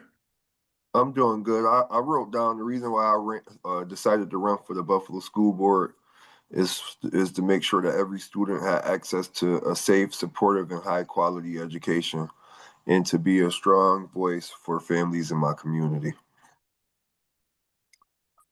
All right, thank you for sharing that. Appreciate that. Who'd like to share why? Who else would like to share next? Why did you decide to run or become a superintendent? Board member Bowen, yes, sir. Hey, Rodney, thanks. Nice seeing you again. How are you? Doing fine. Good. All these questions, our answers are going to vary for each and one of us. But, I saw a lot of my friends, my family members who started to have children all leave the city of Buffalo. I've asked many of them, why have you left? And they said, I'm not sending my kids to the schools. And it really resonated with me that if I could be on the board and help make the schools a better place and keep people living in the city of Buffalo, my home my whole life, I just want to make a difference here and hopefully make the school district the best it could be. All right. Thank you, sir. Appreciate that. Who'd like to be the next to share? Down here. Just talk. Okay. Yeah, I mean, obviously, us new board members, we're always gonna probably say the same thing, but to make a difference really in my community, is one of the reasons. Really advocate for student needs. I feel that, we got, 11 unions, nobody represents the kids, so I don't mind, being an advocate for students and, to make sure that we ensure equitable resources. That's been a issue throughout my life, and as far as those resources in our community. And also I would like to support the improvement of those students receiving that quality education, because it really helps promote societal growth, just in my learnings and me coming from where I come from, where the resources that I was able to have coming up as a youth, and what it did for me. So I would like to see some of those things, because we got better societal growth for our kids, society be a much better place. So those are some of the things that prompted me to run for school board. Appreciate that. Thank you for sharing your why. Who'd like to share next? Adriana. So Mhm. everything that Eric and Mookie and Stefan said, I came into this work as a parent, the parent side, and a parent advocate. My own child was not getting what she needed in special education. And then I joined a parent group and I saw I was not alone in that. So special education, improving that is near and dear to my heart. Supporting all students, strengthening our school communities. And yeah, our students are our future. So we should invest in them. All right. Thank you very much. Who's up next? I'm going to say for me, I decided to run for school board because I didn't want to be one of those statistics to run from Buffalo. I had an opportunity to move into the suburbs like a lot of people, but I chose to stay in Buffalo. And I believe that the school system is as successful as the people, as the children. It's important for the community to be able to provide innovation in the schools, increase your graduation rates and equity and increase diversity. So it's similar to what all of my colleagues have said. I didn't want to, I wanted to show, I'm a boy mom. I wanted to show my boys that we have a school system that does work, and it can work and it can improve. Thank you for sharing yours. All right, we have a few more. Who would like to go next? All right, Rodney, I think I will go next. So my why is pretty much I really wanted to impact the life of students in a positive way. Just having the experience teaching for 9, 10 years and seeing how those 80 students are teaching a year, moving forward. And then I start looking at the next level. How can I impact more? Then I became principal, pretty much doing the same thing, impacting the life of students in a positive way. Then fast forwarding, getting to superintendency, my why still remain the same, to see those students when I encounter them on the street and they end up being medical doctors and electricians and so forth. So that's pretty much my why. Thank you, sir. All right, I think that concludes the folks in the room. How about who else would like to share? Board Member Scott, did I see you come off, or is it? Yeah, I'm here. Okay. All right. So I think my path to becoming or running for the school board began as a BPS parent, and when I co-founded and co-chaired the Buffalo Parent Teacher Organization, became involved in providing some opportunities for families to participate in and build relationships between parents and staff. Um, and then became involved in some decision making, stakeholder decision making, advocacy. And it was a fulfilling experience. And then the opportunity came about where all three at-large incumbents weren't running, and felt like this was a next step for me to become involved in decision making regarding public education. And I think what I value most is continuing to just try my best to represent my constituents, parents, staff, students, and all relevant stakeholders in public education. All right. Thank you, sir. Appreciate that. Rodney, I think I have a second part of the question. You asked me why Buffalo. Okay. Yeah, I think the work I did pretty much in a district similar to Buffalo, demographic wise, and inner city kids and all that. That's what pretty much got me excited to seek for this opportunity. Feel like a challenge. Thank you for adding on. All right. VP Everhart, are you up next? Okay, so I was born and raised in Buffalo, educated in Buffalo Public Schools, and so my why was basically trying to figure out why. I was raised in this city during the height of the crack epidemic, and then kind of at the tail end of deindustrialization. So during my travels, I traveled to California, lived there for a while, lived in London, and what I saw in all inner cities and Black communities was it was the same thing. It was education not really translating as upward mobility, and I kind of wanted to figure out why. And so it was just really important to me to get within the system to see how the system can change. Thank you so much. And Board Member McCutcheon. Short and sweet, to affect change. Okay.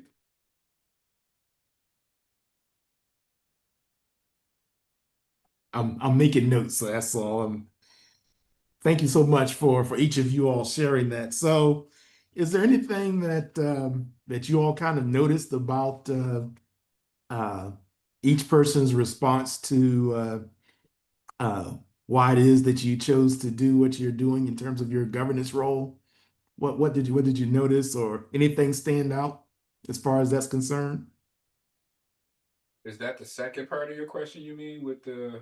Well, I'm just asking you. No, I haven't gone on to the second question yet. I'm just asking, as each of you have shared why you are serving in your role, either as a school board member, as a superintendent, And as you have listened and heard what your colleagues have said, is there anything that stands out to you about what each of you have shared collectively? Trends. Change. Change, positive, for the students. Innovation. Right. Increase. It's all like basically all this a similar message. Yeah. Yeah, I noticed that as well. So I just want you all to keep that in mind as we continue for the rest of this session and as we continue our work together. That there are some themes around advocacy, wanting to affect change, making a difference, making sure that families and students who may not have a pattern of choosing Buffalo Public Schools, that you want them to choose Buffalo Public Schools. So appreciate all of that. I'm going to go to the next question, and this one goes back to what your communication style. What is something that you wish your team members knew about your leadership or communication style as it relates to being a member of this governance team? So what is it that you wish other members of the team knew or know about your leadership or your communication style? Who'd like to get that one kicked off? I guess I'll start since I'm the communications guy. Okay. I mean, quite sure everybody know, I'm a sports journalist. My studies is in sports marketing and management and communications. I've been coaching youth, high school, mentoring for over 35 years. I continue to train and mentor kids. I'm training one of the top athletes in the country right now as we speak.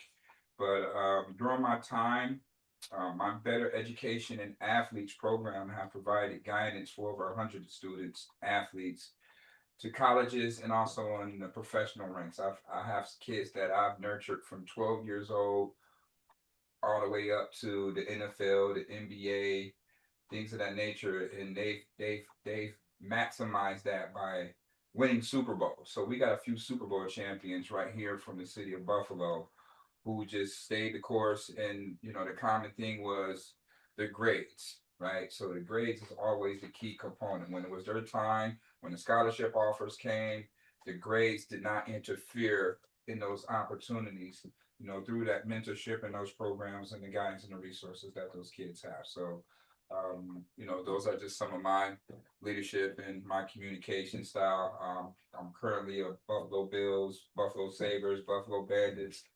reporter. So media is my top thing. So communication and asking questions. Yeah, that would be some of my strong suits. So from the leadership or the communication style, so I just heard you say asking questions, I guess is part of your communication style. Is that fair to say? Yes. And how would you describe, if you could, in a few words, your leadership style?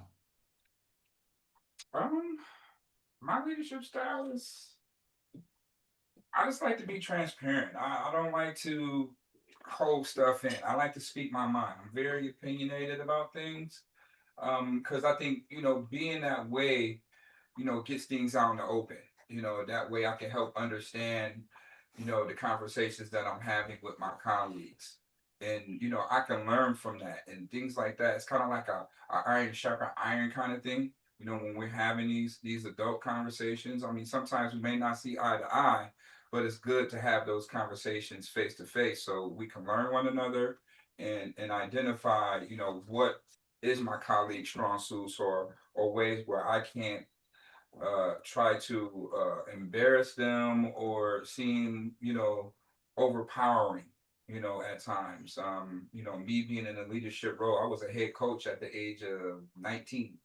So my leadership role goes from all the way there. And so I just like to, be very transparent. I think that's one of the strong suits of my leadership and helping me understand people and I just take it from there. All right, appreciate that. Who else would like to share their leadership or communication style that you wish others knew about you? I'll go. As far as communication, I feel like my strength is that I do much better with the written word. Much more comfortable with that. I really appreciate a collaborative approach. And I also, as far as like comfort and leadership, I really I like procedures and rules. And when things seem like arbitrary or something, I feel like that kind of throws me off, like my equilibrium. All right. Thank you so much. We also like to share your communication or leadership style as a member of the governance team. I'll go quick. Okay. I value process and policy and open and transparent communication with all. Okay. Who'd like to share next? I can go. I could sit here and say this is my leadership style, and other board members would be like, "Well, he's totally off from that."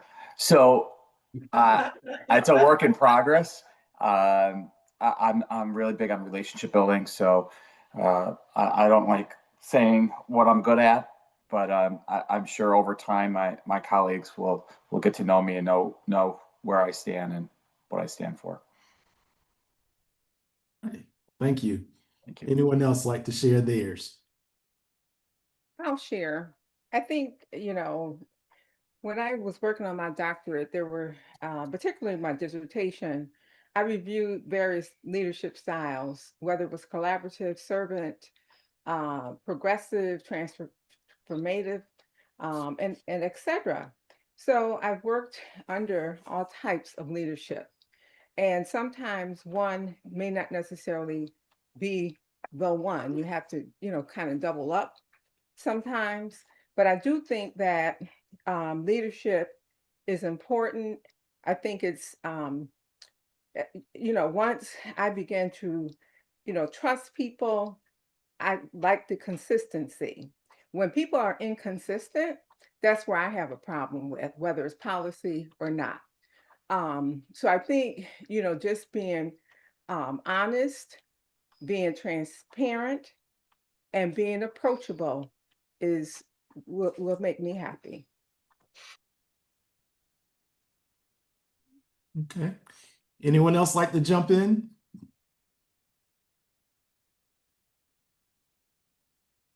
All right. Well, I appreciate those of you that were willing to step up and share your styles as you see it. For those of you that, or for all of you, from those that have shared thus far, is there anything that you were surprised to hear from your colleagues that took the moment to share about their communication style or leadership style? Was there any surprises to you? Anything you would have thought may have been different? No, when Eric said that we would be surprised to know that his leadership style is relationship building, I actually see that, Eric. You are quiet, but I do see that. What about anyone else have any thoughts on sharing what you've heard thus far about that, as far as leadership style and communication style? Were any of you surprised by those who did not share? I don't think you gave us enough time to share. I think we were caught off guard that you was going to move on. Oh, I'm sorry. If you like to share, please do. Well, I want to be mindful of your time, but I also want to encourage the interaction, the collaboration. So I would love for everyone to share, but I'm not going to force you to do so. But if you would like to share yours, please do. Okay, so my leadership style is collaborative and transformative.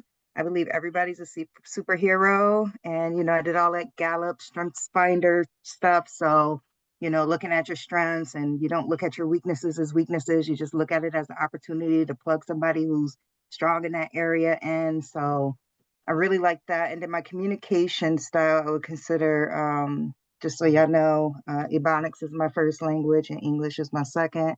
So it takes me time to do that code switch.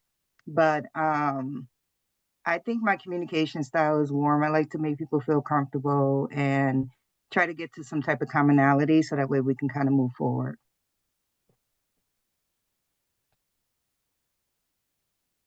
Was there anyone else that that wanted to share before we continue on? All right. Well, I wanted to if we had more time, I would delve into this a little bit deeper with you. But really, this exercise or this warm-up exercise is called Great Expectations, and it's really just to allow for you all to share with each other what your great expectations are for your students, what your expectations are for each other, how you communicate with one another. uh, Sometimes it can be very shocking to find out that someone who may consider themselves to be very shy and reserved actually may be somebody who talks a lot, but there may be some reason and rationales behind it. So being able to take some time and just to understand what each person's why is, and how one likes to communicate or prefers to communicate is important. um, you know when Board Member McCutcheon gave her response earlier, she was straight to the point. Three to four words, she was done. And that's the way that maybe the way that she likes to communicate. Others may have a series of questions, or I think it was Board Member Hawkins was mentioning that, put it all on the table. Let's have the conversation, no matter, I don't want to put words in his mouth, but let's just have a transparent, honest, frank conversation. And that through that process, then in his words, iron sharpens irons, that the more that you engage, the more that you put things on the table, the likelihood that you're able to support one another in your individual growth and collective growth as a team. So I appreciate you doing that exercise. If we get some time later, I may come back to the others, or we may save that for a future session. But I would just encourage you all, if you didn't hear from each other or would like to share with each other what your responses were to these questions, you can do that. You can go have coffee together, or I'm a lemonade guy. You can go have lemonade with your colleague and kind of talk through some of these, but take the opportunity to just get to know each other and be able to communicate with one another outside of just being in the midst of the boardroom. Any comments or any questions or any thoughts before we move on? All right, I'm going to move on to a little pop quiz. So I don't want you to start writing yet. Just want you to stay with me for a moment. But I want you to consider this question in 10 words or less. Why do school systems exist? And I just want you to take a moment first to just kind of pause and reflect on the question. And if you had to boil this down to 10 words or fewer, why does the school system exist? Why does Buffalo school system exist? Why did the community choose to have a school system? So go ahead. I'm not going to give you as much time as I gave you before, but take about 60 to 90 seconds and just jot down in 10 words or less, why do school systems exist? Why does the Buffalo school system exist?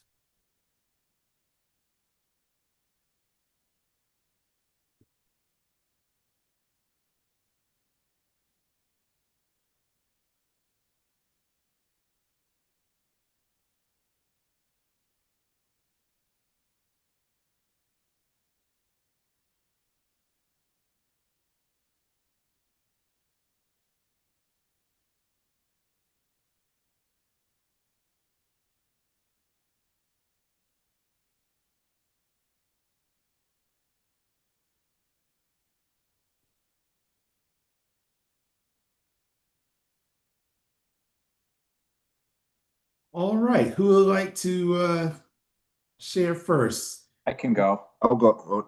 No, Okay. you go. You no, You you want to go. go, Eric. Mr. Scott or Mr. Wright? You want me can to go? ahead. Yeah, go ahead. Okay. They exist for putting children and families first to ensure high academic achievement for all. Right, babe. Yay. There you go. Okay. All right, appreciate that. Who else was trying to get in there and share?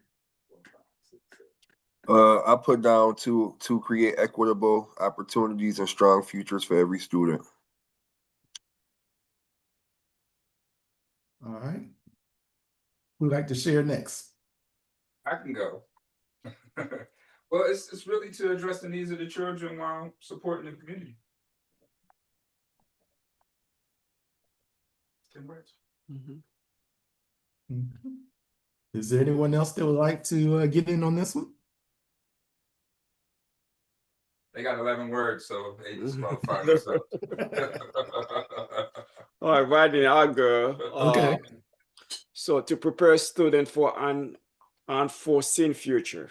Hey, that's 8. Counting the words. So I appreciate what you all have shared thus far, making sure that there's academic achievement and success, equitable outcomes for students, making sure that students and families are first, address the needs of students and prepare students for today and for the unknown.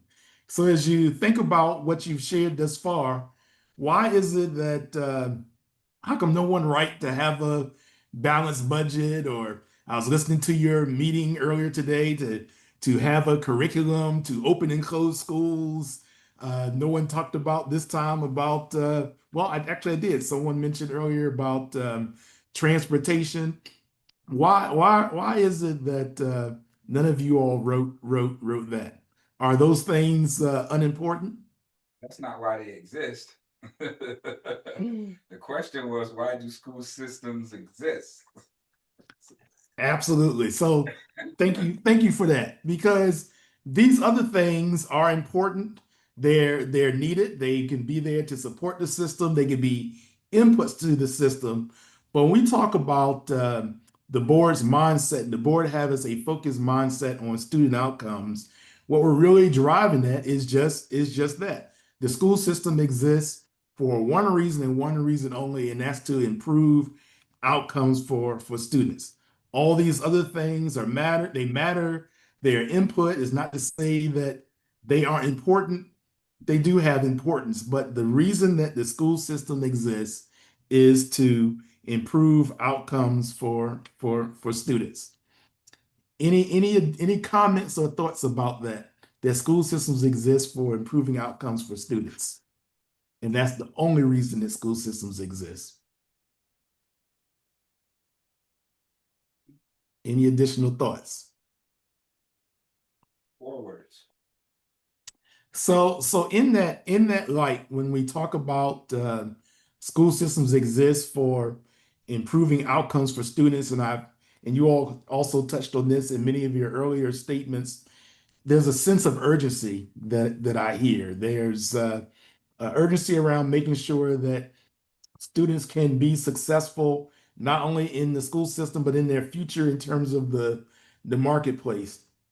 And so part of what you're going to continue to be faced with, and I've watched some of your meetings and listened to public comments and listened to your board discussions, there's going to be a whole lot of things out there around inputs and adult needs. I think board member Hawkins mentioned earlier about that there's plenty of organizations that he felt that were out there advocating for adults, but he wanted to be on the school board to make sure that someone was advocating for students.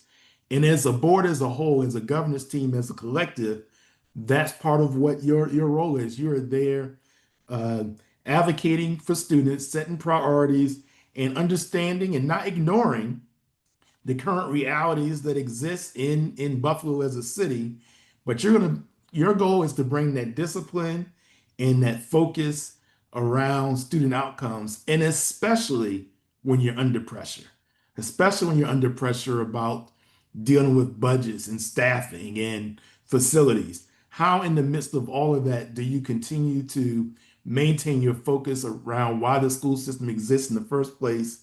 And that is to improve student outcomes. So that will be an ongoing theme as we continue this session and as we continue our coaching with you.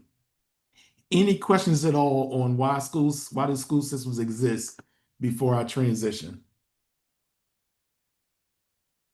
All right, we shall proceed to our next little question here.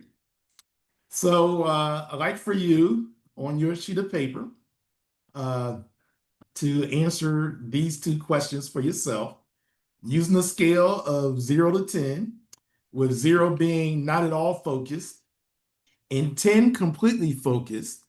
Answer these questions and keep this because we're going to come back to this later. First question is, how focused is your board on the reason that school systems exist? How focused is your board on the reason school systems exist? So you just answered the question why school systems exist. How focused right now is your board on the reason that school systems exist on a scale of 0 to 10? 0, not at all focused, 10 being completely focused. And then the second question, how focused are you personally on that same purpose?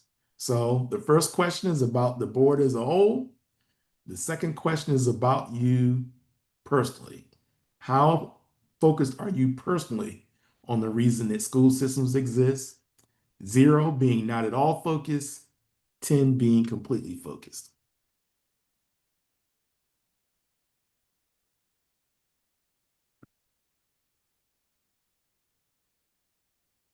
So just jot those numbers down, hold on to them for yourselves. We'll come back to them later. 0, not at all focused, 10 being completely focused. Now I have one other for you. This is just an estimate of what you think. Think about percentage of time. What percentage of time at your last board meeting? So I have your last board meeting as, I believe it was your March 18th meeting. At your last board meeting, what percentage of time was focused on why school systems exist? Just an estimate. 100%, 0%, 50%, whatever it is that you feel. What percentage of time at your last board meeting was focused on why school systems exist?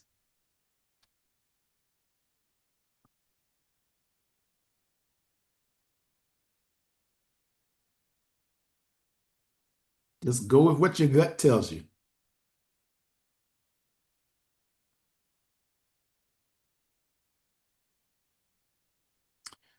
And I misspoke. I've got one more for you. All right. So this next question is really to take an opportunity to just examine and look at board behavior. So as a reminder, school systems exist to improve student outcomes, to cause improvements in what students know or are able to do. So I'm asking you to address and answer this question from a board perspective, not from the superintendent's perspective, not from a staff perspective, not from being busy or responsive, and you only get 3. What do you believe are the 3 most important behaviors of a school board that are aligned with why school systems exist? What are the 3 most important behaviors of a school board that are aligned with why school systems exist? So I'm gonna give you a little more time on this one. We're not going to discuss them right now, but I just want you to jot them down because we're going to come back to them later.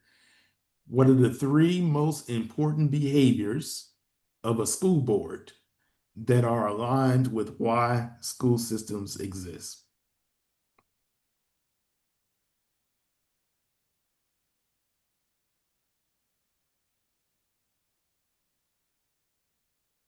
And just let me know when you're finished with that. You can raise your hand or you can holler out and say I'm done, because I do want to make sure that each of you gets the opportunity to jot down your responses to this question.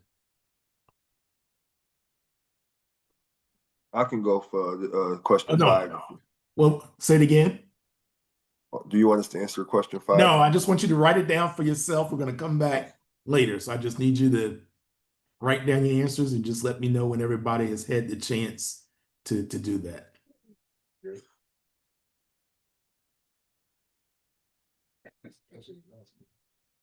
Anyone need more time?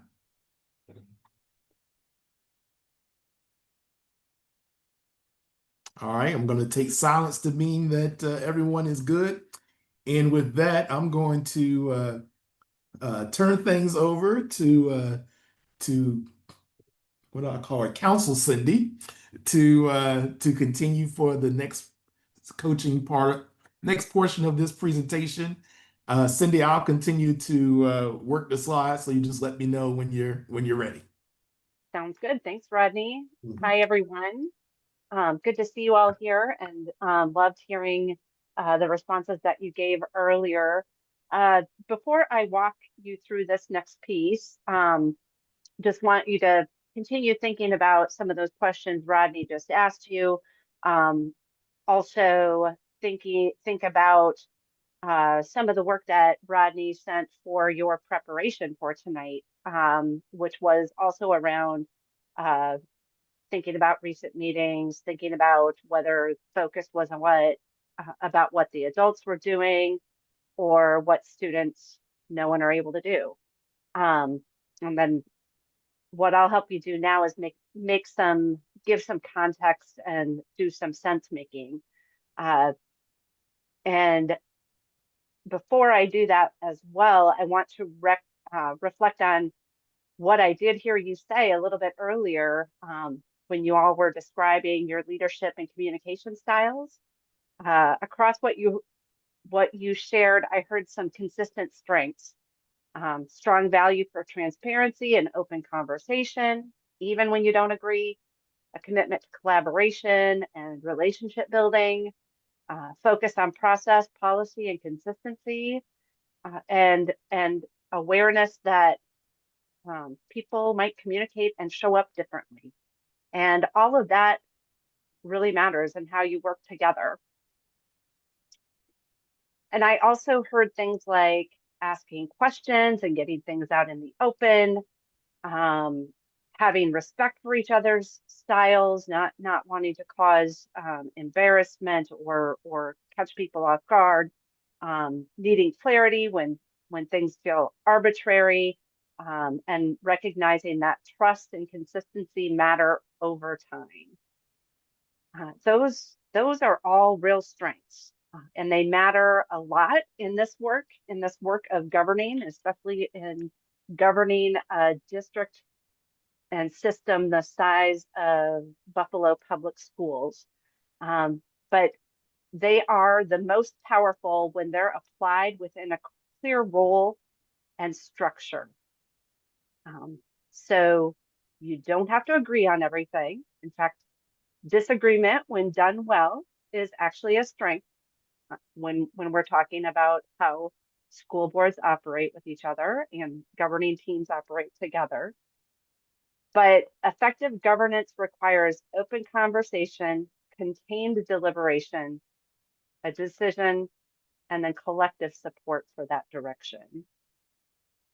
And that's a little bit about what this next piece is about and why it's important, because it gives some structure to how you have those conversations, how you make decisions, where to stay aligned, and how it sits in the broader system. Because student outcomes, they don't exist in isolation. They exist within a cycle of accountability. Rodney, if you can go to the next slide. So at a high level, it looks like this. The community elects the school board. So there you see community above the school board, which is to say that school board is a level below community rather than a level above management or the superintendent. Next slide, Rodney. So the board then represents the community's vision and values, and they do that through the process of community listening. And then they'll discern those community vision and values into usable goals and guardrails. Next slide, please. And that's how they direct the superintendent. So the board directs the superintendent not through micromanagement, but through a clear and precise set of priorities. And that's what we call goals and guardrails. Next slide, please. And then the superintendent leads the system to achieve those priorities. That's where the superintendent is forming strategy, their strategic objectives and metrics, and formulating that strategic plan. And as you see, then that arrow goes to district staff. Next slide. And then the staff carry out the work across the system. Next slide. And then that's where the board comes back. All of that is going to create data, and that outcome data will come back via the district staff, and then the board will monitor progress and hold the superintendent accountable. Next slide, please.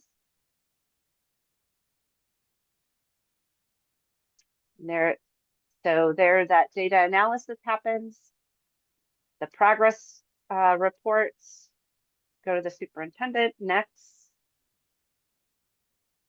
And all of that happens at a board meeting, and that is where the board is monitoring progress. And that's part of the accountability for the superintendent. And then the results, good or bad, return to the community. So this is a public process where the community stays informed on where what progress is being made toward their vision and values. And then if you want to keep moving through the next couple slides, Rodney, that'd be great. Yep, so there's where the board sits. And the governing team, you see it, it includes the superintendent. And then the last slide. Is that the last slide? I think I clicked through the earlier one quickly. I think I can do that if you need me to. But that is the last slide. So there's there this we slide. go. There we go. So that is the full cycle of accountability. That's the cycle, and it's a continuous. It becomes a continuous improvement loop. So as you hear that, as we went through that, and I know we went through it kind of quickly, but what stands out to you about the board's role in that cycle?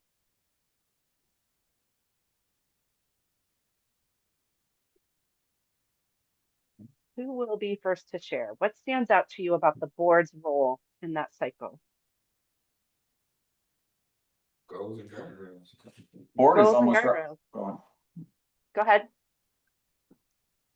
The board is basically representing the whole entire school district in the community. The board is representing the whole entire school district, the community, yeah. And how do any of our, how do they represent the entire community?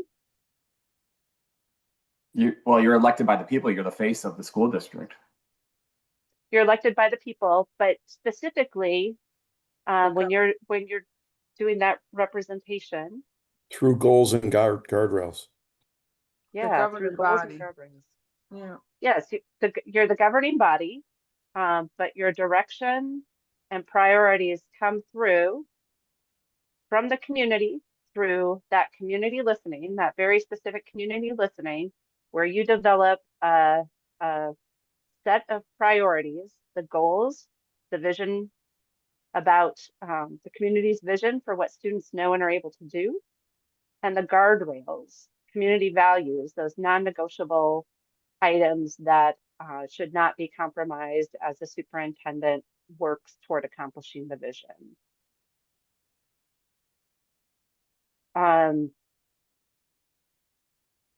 Does representation, so is there what else stands out as far as where the board's role sits within this accountability cycle?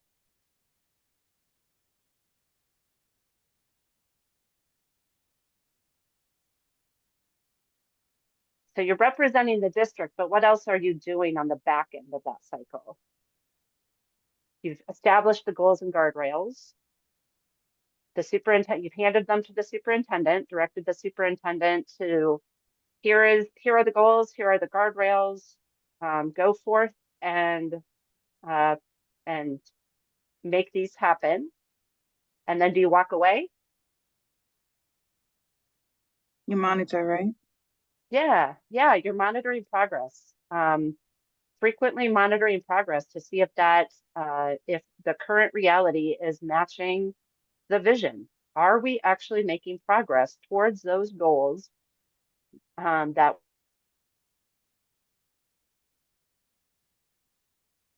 the community wants?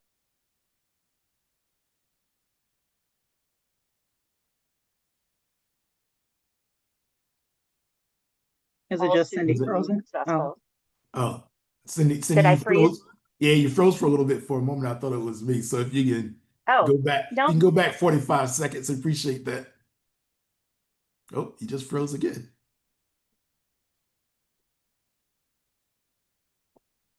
What did I miss? Setting goals, progress monitoring. Moving students, creating the context for them to actually be improving in what they know and are able to do.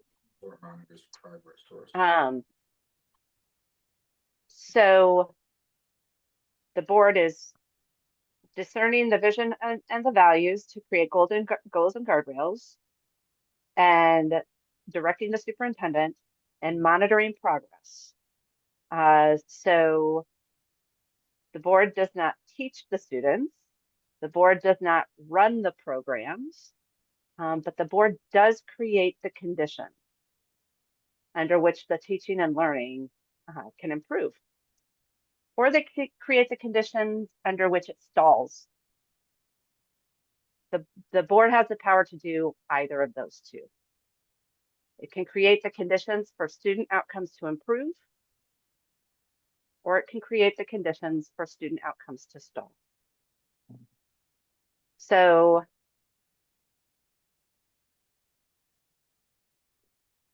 if the board isn't doing the work directly, if the board isn't actually creating the programs,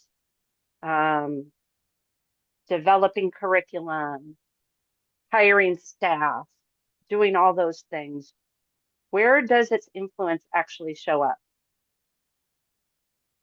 Where does what? Where does the board's influence show up? If the board isn't if as a board, you're not writing curriculum, you're not hiring staff, you're not actually doing the groundwork, then where does the board's influence show up? Superintendent. That's what I'm thinking. Yeah, The so superintendent. by hiring the In superintendent. the superintendent. Sorry, doctor. Yeah. Where else will From they- the super. What else can we influence? Sorry, nobody we can talk to, but super. I can't Pick up hear some. the. We're hiring the superintendent. Yep, you're hiring the superintendent to do that work. Is that what I'm hearing? Yes. Yes. Yes. And then what is the board focusing on? Monitoring the goals. Monitoring the goals. So the board can really influence setting the context for improving student outcomes by where it chooses to focus its time, talent, and treasure. Where it chooses to focus is where that impact is going to be made. So again, the board has the power to create the context for improving student outcomes, or conversely, for stalling student outcomes.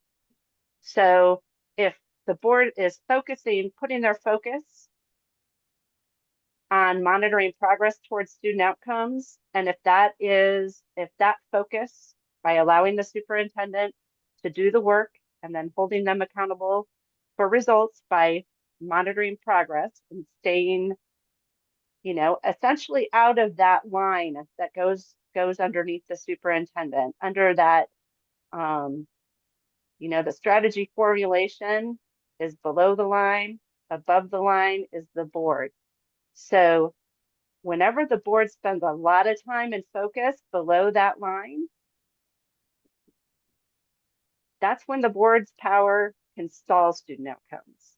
When the board spends its focus on progress, monitoring progress, and spending that 50% is what our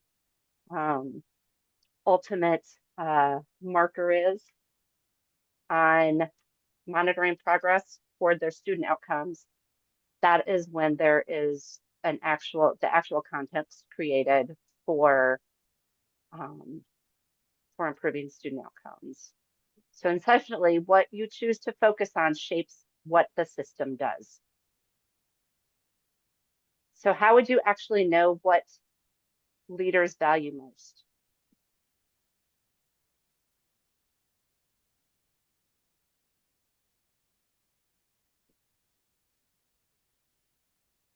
Cindy, can you repeat that? That wasn't clear. Yeah, what is a way to know what leaders value the most? By what they focus on? Yeah, by what they focus on. But Vision and values, by what they focus, listening to the community. That's what it's starting. And the guardrails, creating the goals and the guardrails. creating the goals and the guardrails. Yeah, so said differently, one of the board's greatest currency is time. So where the board spends its time is what is actually going to show your community, your students, your staff, what the board values most. So how the board chooses to use the resources that they have, and one of the board's greatest resources is time, is really what communicates what you all as leaders value most.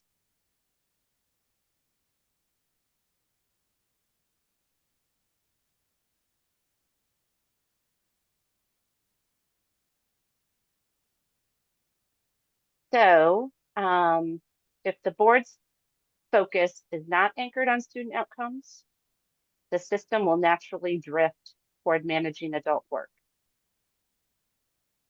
And what needs to be really, what you really need to take with you from this is that managing adult work does not guarantee better outcomes for students. So if focus is the primary leverage and time is how we see that focus, in a few moments, we're going to have Rodney walk you through what that looks like in your own work. But before we transition, what questions do you have about the cycle of accountability? And where the board lives in that cycle, and where the superintendent, where the board's work lives and where the superintendent's work lives.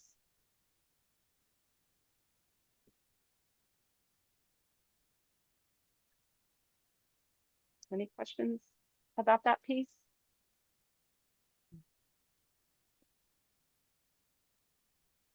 All right. I'll turn it back over to Rodney. Thank you, Cindy. Thank you. You're muted, Rodney. Thank you. I was saying that, but before I move further, I just wanted to um, bring back or just reinforce the red box that's on the screen as Coach Cindy was describing where the board's influence and power, if you will, resides. That above the line piece in terms of listening to the community and the items that she reviewed with you a moment ago.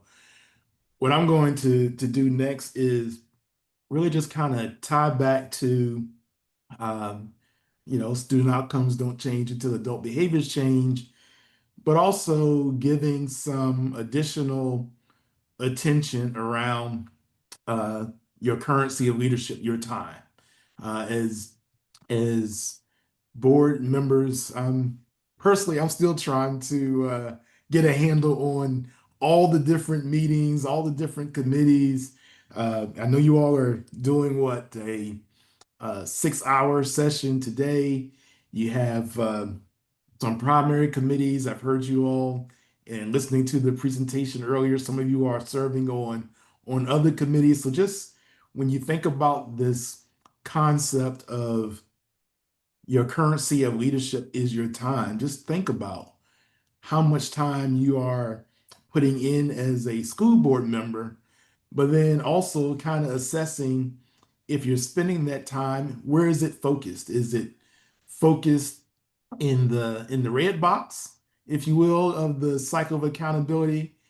Is it focused below the red box, or is it kind of scattered shot? Because again, we talked about earlier about the discipline that you're going to need to have as a board and as a governance team to be able to focus your time on what you said matters most. And that was the reasons that the school system exists, and that is to improve student outcomes.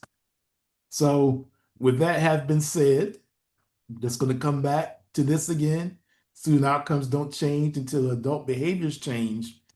And as I take you through these next few minutes, what I'm really going to be talking about in some respects is alignment.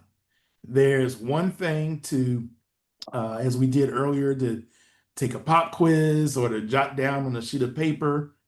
Uh, this is what I value. This is what I think is important. This is why the school system exists. It's an entirely different thing to align that with what's my actual behavior. What is it that as a board we are doing to truly demonstrate to each other, to the staff that watches our meeting, to the public at large, that on our cycle of continuous improvement or on your cycle of continuous improvement, that you're really trying to focus your time and your energy with alignment on what you say, and then how you actually are able to conduct yourselves in your meeting and outside of your meetings to ensure that there's alignment between what you say you value or what's most important, and then the board's actual actions or behaviors. Um, Another saying that I use frequently, in addition to student outcomes don't change until adult behaviors change, is that excellence in the classroom begins with excellence in the boardroom. So when there's focus and discipline, and the board is, uh, I always say, relentless about trying to maintain its focus on doing its job, as was just described in the cycle of accountability, then the board is demonstrating excellence that can then, through the superintendent, cascade all the way down in the classroom. But there's also a reality that if there's chaos in the boardroom, if the message that the board is sending uh, to the community, to the staff, to each other, that in essence, the board meeting is the uh, Bravo's channel latest episode of reality TV, and everybody is tuning in not to be about why the school system exists in terms of watching the board being focused on student outcomes, but as is so often the case with boards all across the country, is unfortunately we are, or the boards are often uh, more so being tuned in because people want to watch boards being focused on adult behaviors and adult actions and personal agendas and all these other things versus the discipline and focus that you expressed earlier that you believe drives student outcomes. So with that being said, I'm just going to pick up. I asked you earlier at the beginning of this session, I asked you to reflect on these questions. Uh, how focused is your board on the reason that school systems exist? How focused are you personally on that same purpose? And what percentage of time at your board meeting or at your last board meeting was focused on why school systems exist? So what I have on the screen here, I just did a high level evaluation or assessment of your March 18th board meeting. And I just want to share with you what I have documented, and then like for you to consider what your responses were earlier to the questions that I asked, and let's just have a little bit of a conversation around this alignment between the reality and what you are striving to achieve. Oh, are you all able to see it okay? I had 7% there. I'm sorry. I had 7%. Okay, but you can see my screen. You can see Yeah. okay, so let me just kind of walk through first and then we'll have a little bit of a conversation about it. So what I did was I watched your meeting. Actually, I think I watched this one live, but I went back and watched it on YouTube, and I calculated. Really, I say our team calculated uh, the total time of the meeting. So my estimate um, was that from the start of the meeting to the close of the meeting, this doesn't include any executive sessions. This is just your public business meeting that you spent about 126 minutes, 2 hours and 6 minutes for the entire duration of that meeting. I'm going to go in on the next slide a little bit on how I calculated this, but what I observed was that the board spent about 7 minutes on student outcomes or being focused on student outcomes, as I'll describe what that means and how I calculated that in a moment. So in this particular meeting, the calculation is that you all spend about 6% of your public meeting time at your March 18th meeting focused on student outcomes. The focus on the reason that you have articulated why school systems exist, and really the entire focus of this cycle of improvement, that journey that you're on about improving your student outcome focus. So while on my worksheet, I literally calculated in total time for every single item that you had on your agenda. I had your agenda in front of me on one side, I had YouTube in front of me, and I went through agenda item by agenda item, writing down and noting the beginning time and end time to help me calculate this. I admit I did a little rounding just for the sake of being able to share this.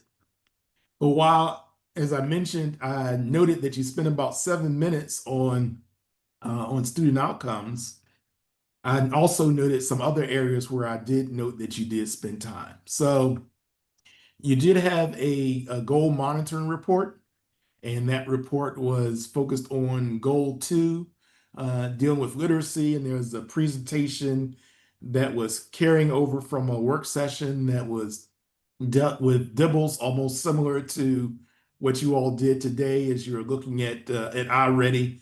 That's where that 7 minutes came from. That was the time that the board spent actually discussing your goal that you currently have and the interim goal associated with it, and the presentation and some questions that board members had related to that presentation. So that's where that 7 minutes came from.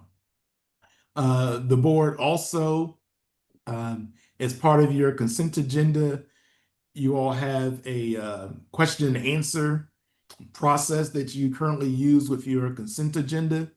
And there was a lot of discussion around item 9D1. As part of that consent agenda Q&A, there was questions about questions and answers regarding the Thomas Fieldhouse. Also around, I guess your the High School Athletic Association, or the, I want to say high school, but the Athletic Association dues, and also some additional questions about athletics. So as a chunk of time from the board's conversation, that whole consent agenda Q&A and those discussions was a biggest chunk of time outside of the board hearing public comment. So that was about 25 minutes. So if you go back and reflect on those items, I think item 9D was tied to personnel. Thomas Field may have been operational in nature, dealing with the use of field or facility. Then there's operational questions around dues and around athletics. So in that one particular meeting, those things that we just talked about in the cycle of accountability, almost all of those things fall below that red box. But that's where the board at that time, at that meeting, spent its time. Then there was also, I just calculated about 4 minutes that you spent on some board member resolutions. But really, half of the board's meeting time at that particular meeting, 63 minutes, was spent on you all hearing public comments. And then there was about 3 or 4 minutes that Dr. Mubinga, the superintendent, also responded back to what he heard from the public comment at that particular meeting. So as you consider this, before I move on and just kind of show you how a tool that I use and a tool that you can use to determine if the main thing is the main thing, since you say the main thing is student outcomes and the currency of leadership is where you spend your time, just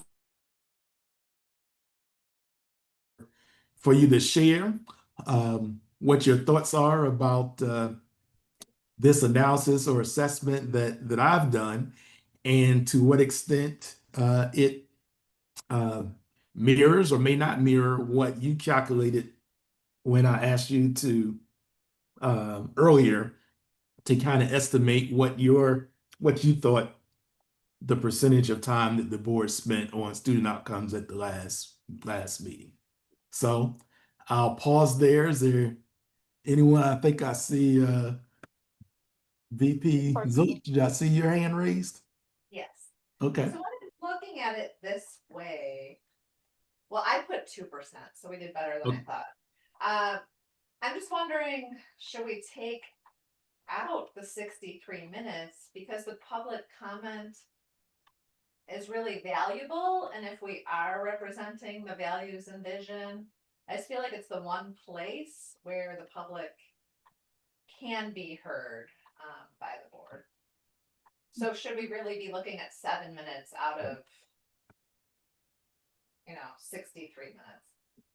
Well, I'll come back and address that, but one of the things I want to bring back to your attention as you're just having the conversation about the cycle of accountability, if you go back, and I can go back just for a moment, just as a reminder that part of the area where the board does have the opportunity to give focus and attention is through community listening. And if you get the opportunity to go through your manual, that's two-way conversation, or is the board going out and listening? I'll go back to this piece here, where not only is there an opportunity where the board did some listening and engagement on the front end, as you are considering representing the board in the formation of your goals and guardrails.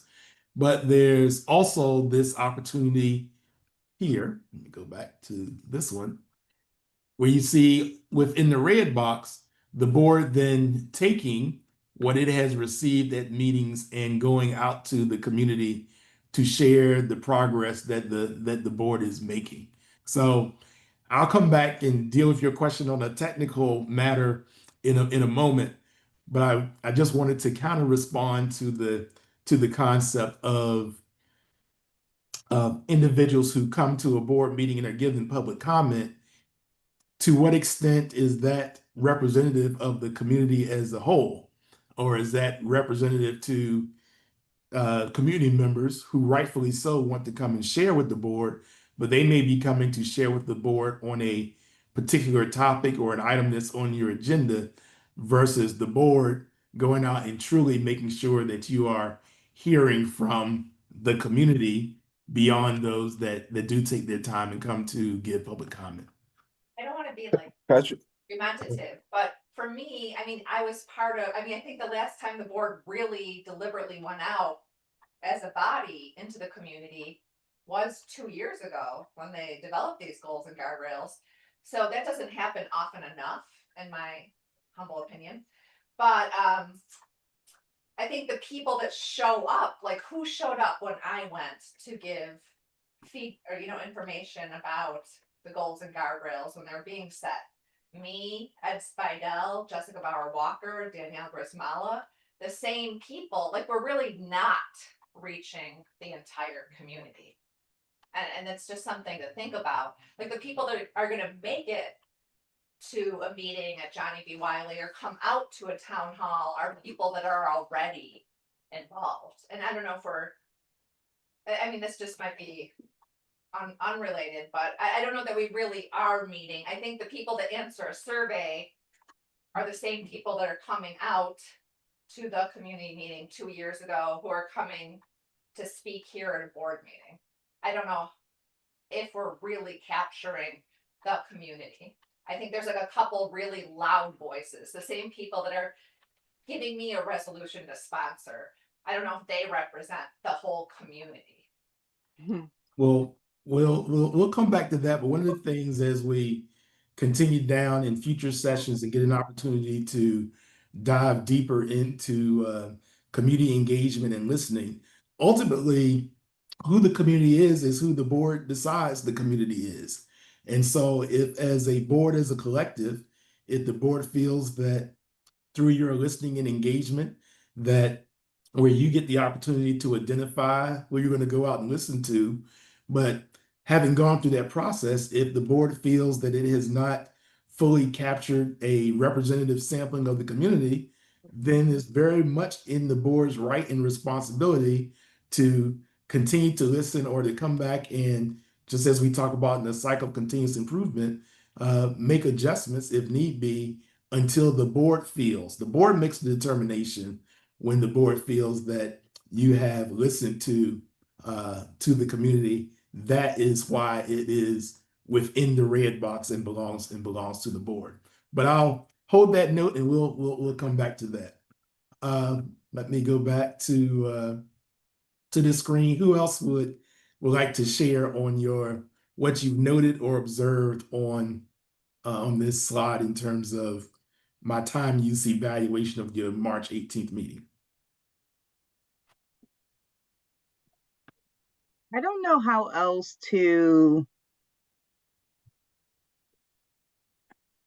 pull out more conversation that would equal 50% of our time into the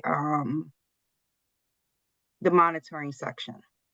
Like, I feel like if we were to do that, you would need more, I don't know, I guess more data from it.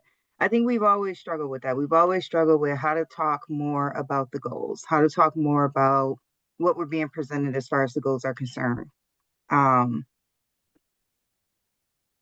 Right in there, it says the reason why we haven't achieved this goal is this. What we're going to do about it, they write right in there. So, other than being confrontational, how much more could you add to that?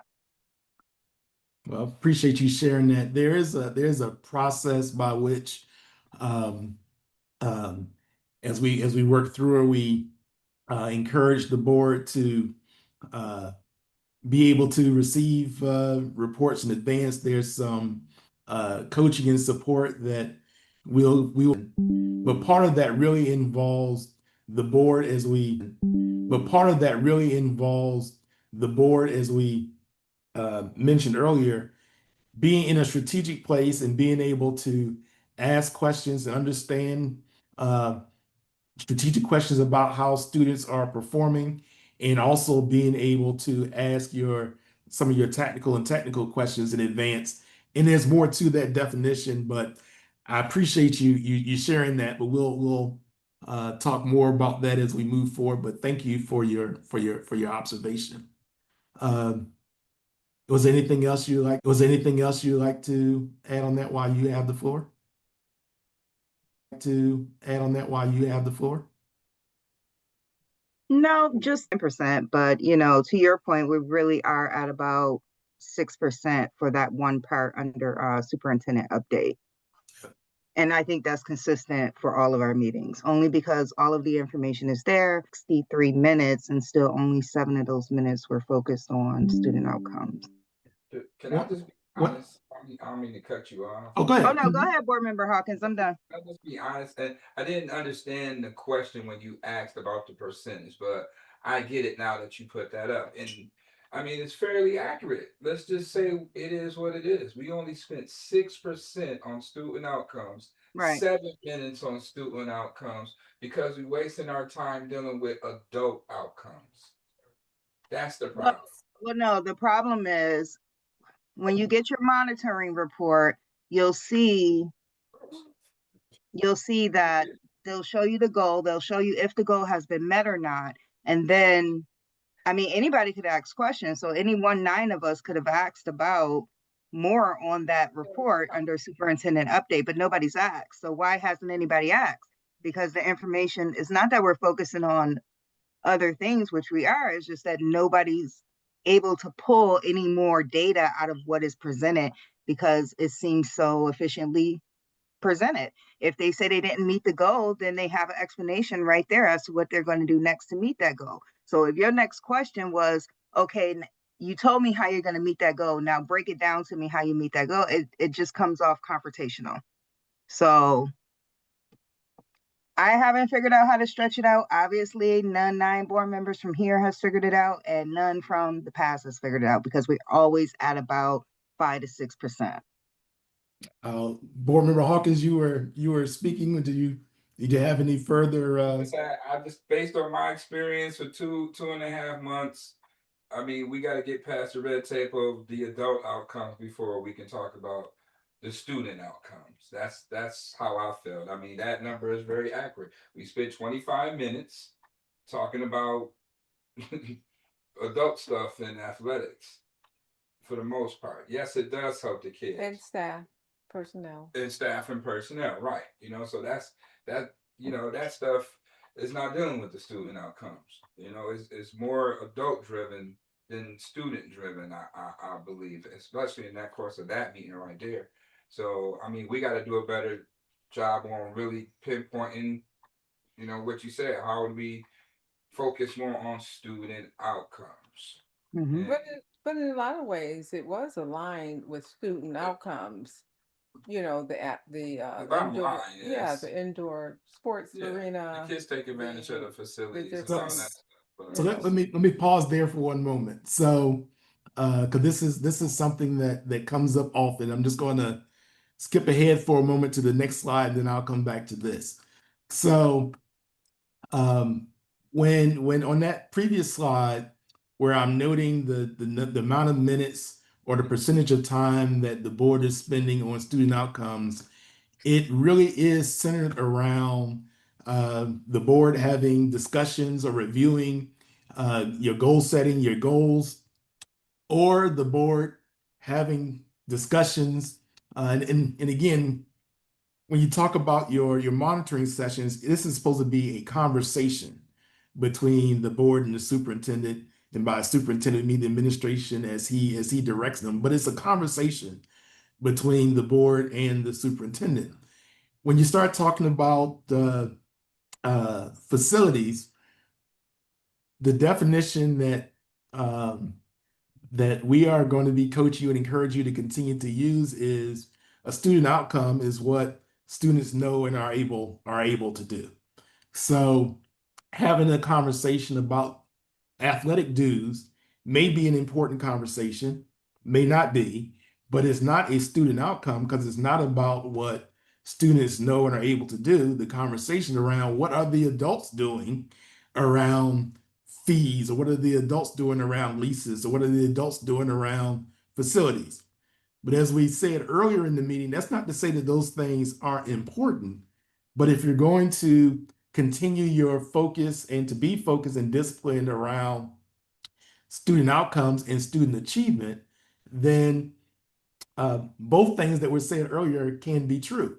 That one, when we talk about student outcomes don't change until adult behaviors change, the adults changing the behavior around being inquisitive and asking questions and truly deep diving into an understanding of what the current reality is for students on where you are in that snapshot of time and where you are against your progress being made towards your goal.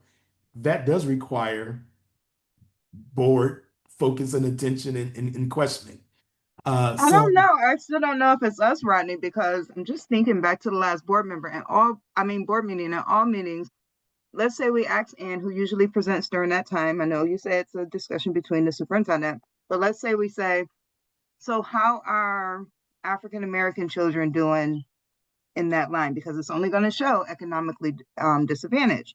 And then Ann would say, I will get that information for you. So anything we ask outside the scope of what is presented, it would be, good question. I will get that information for you. So I don't know. It's not really a way to kind of flesh that out. I'm not sure. Maybe you well, can show us how to do that. so one of the things that we will this goes back to why the 2-day workshop is important, because in that 2-day workshop we spend much more time talking about a student outcome focused mindset and also talking about knowledge and skills. But also as we move forward with these type of sessions, we will have an opportunity to really work with the board to revisit the process around your progress monitoring and your monitoring reports, as well um, as you all know, and I'm not going to go down this rabbit hole, but as you all know, Dr. Mabinga, upon his arrival, has took a look at your goals and the guardrails that you've set, and he's also taken a look at the interims that were there for the previous superintendent. So there is going to be an opportunity for this board and this team to kind of make sure that there's still alignment from you all's perspective as far as what the community's vision and values are in your currently adopted board goals and guardrails. But we wanted to take this time really to just kind of center around what it means to be student outcome focused and to have some conversation around alignment between what the board says it wants to be and what the current reality is of what the board is doing. The alignment between behavior and action. Just for the sake of time, is there anyone else that has any additional thoughts on this item in terms of how the board is spending its time, or at least spend its time at this particular meeting? Any other thoughts, observations? Yeah, I have a couple. One, 2 years ago, we did the listening tours, and I don't think the community's vision and values have changed that much in 2 years. That's number one. Number two, can you tell us of any district that is associated with the Council of Great City Schools who is actually doing 50% student outcome focused governance at their business meeting? Because there's no way you can eliminate people from coming in and having a voice.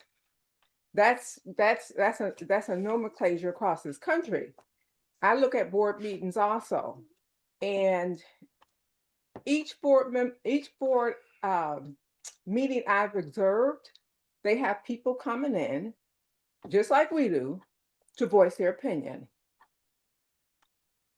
So, can you answer that question? What Yes. district is doing 50% or close to it? Well, I'm going to answer the second part of the question. I'm going to invite Cindy to come in if she wants to jump in on the first part of the question. But the first thing I want to explain is going back to the tool that I used. So I shared with you what your time was at your last public meeting. But as part of when we do evaluation and as we work with you all as part of your quarterly self-assessment, what we really want you to think about is all the time. When the conversation is around the board spending, getting to the point where it's spending at least 50% of its time focused on student outcomes, it's not just the business meeting, it's all your public time. So just think about today.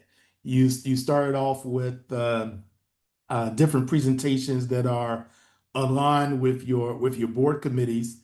Not only did you all have a meeting on March 18th, you had a meeting on March 11th, you had a meeting on March 4th, and actually we've gone back and looked at public meeting time that you've had for the entire first quarter from January through March. And if you count all your public meeting time, at least that we are aware of, you're averaging about 3% of that time being student outcome focused. So it's not just that the fact that you have public comment at a business meeting, you all spend additional public meeting time at your work sessions. So even your work sessions can be revisited, or you all have the opportunity to ask the question of yourselves when you go back and do your own evaluation of your meetings. To what extent are the presentations or what you're putting on your agenda, even at your work sessions, are they, as Board Member Hawkins mentioned earlier, really conversations with the superintendent administration about what adults are doing, or are they conversation about what students know and are able to do? Cindy, Coach Cindy, is there anything else you'd like to add to that? So regarding the question about do we have districts, I would have to poll our coaches to see where various districts are at. But what I do know is that there are boards who keep making gains toward approaching that. And you know, I believe we have had boards who have hit 50%, but we have boards that are, this is a continuous improvement cycle. So it's not just going to happen overnight. There's various changes, other changes. And when we talk about focus, yes, it's about time, but it's also, and the focus of time comes from not just how much more time are we going to create, but what time are we going to take away? What things are we willing to give up so that we can move closer? Maybe we'll get to 10%, maybe we'll get to 20% of our time, everything improving. You're not going to get to 50% right away.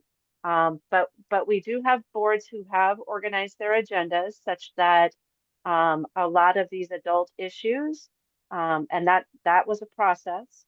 The adult things are handled in a different way. It's not that the board can't know about them. It's not that they can't get information about them. It's just about, is that going to take up our precious meeting time, or are we going to handle it in a different way so that when we're in a meeting together, we can actually spend the bulk of the time looking at our student outcome goals and are we actually making progress toward them? I can try to get more information on what boards might be approaching 50%, and get that, circle back with that at some point. Yeah. Thank you. And thank you for sharing that. And just for the sake of time, because I want to be mindful of your time, I would just say that what's true for Buffalo can be very different to what may be true for any other council district or any other school board for that matter. But what was clear to me in uh, listening to what you all were articulating as to your why, both your personal why you're doing this work, and also the district's why school systems exist. Um, you all focused on what is it that's true for Buffalo students, Right. and so I just wanted to put that out there. I'm gonna move on unless there's any other glaring or important comment or observation that anyone would like to make just on that point around what I shared with you with one particular meeting. I would encourage you, please, if this tool is in your student outcome focused governance manual. You can go do your own assessment for yourself and see how the time is used. But this will be an exercise and a skill that we will continue to drill down on moving forward. Any other comment on this particular area about time use and time use at your most recent meeting? Okay. I just want to, Mhm. reiterate what the president, Dr. Brown, said. Um, it would be very difficult if we did take away the public comment No, because wait. Okay. I'm sorry. I know that's a bulk of our time, but I believe the public would have an uproar if we took that away. And I know Yeah, we'd probably have to restructure it, but it's a tough area to play around with. Yeah. Well, go ahead, Coach Cindy. Oh, Let I was me. just going to say, Yeah. to be clear, when I spoke to what am I willing to give up or what is the board willing to give up, I was not if it was understood as community input time, that isn't what I was pointing at directly. And nor are we asking for you to stop having your community input time. But as Rodney mentioned, we are talking about an average over time of all of those public publicly authorized meetings, not just your business meetings, but the business meetings, the work session, the committee meetings. Rodney, you mentioned that you added 3 months worth of time together. Do you have a total number of minutes or hours off the top of your head that the board has spent together in all of those meetings? Not off the top of my head, but I can. Instead of doing that, Rodney, can you Mhm. tell us just from the workshop tonight what part of it you thought was student focused outcomes? Any part Uh, of it? if I go Because back, I think examples would probably be helpful only because if we're just looking at that monitoring report, it's so efficient that it's no way to really pull from it anymore. Conversation. well, so yes, I can do that, but I will still push back and say that um, efficiency in the context of time is one thing. Effectiveness in the context of the board understanding the current reality of how students are progressing towards the goal is a different conversation. But as Okay. I just looked at this particular agenda real quick, you did have um, a session around student achievement. You received a report uh, on iReady. There was a short conversation around some of the progress, but that would be one area.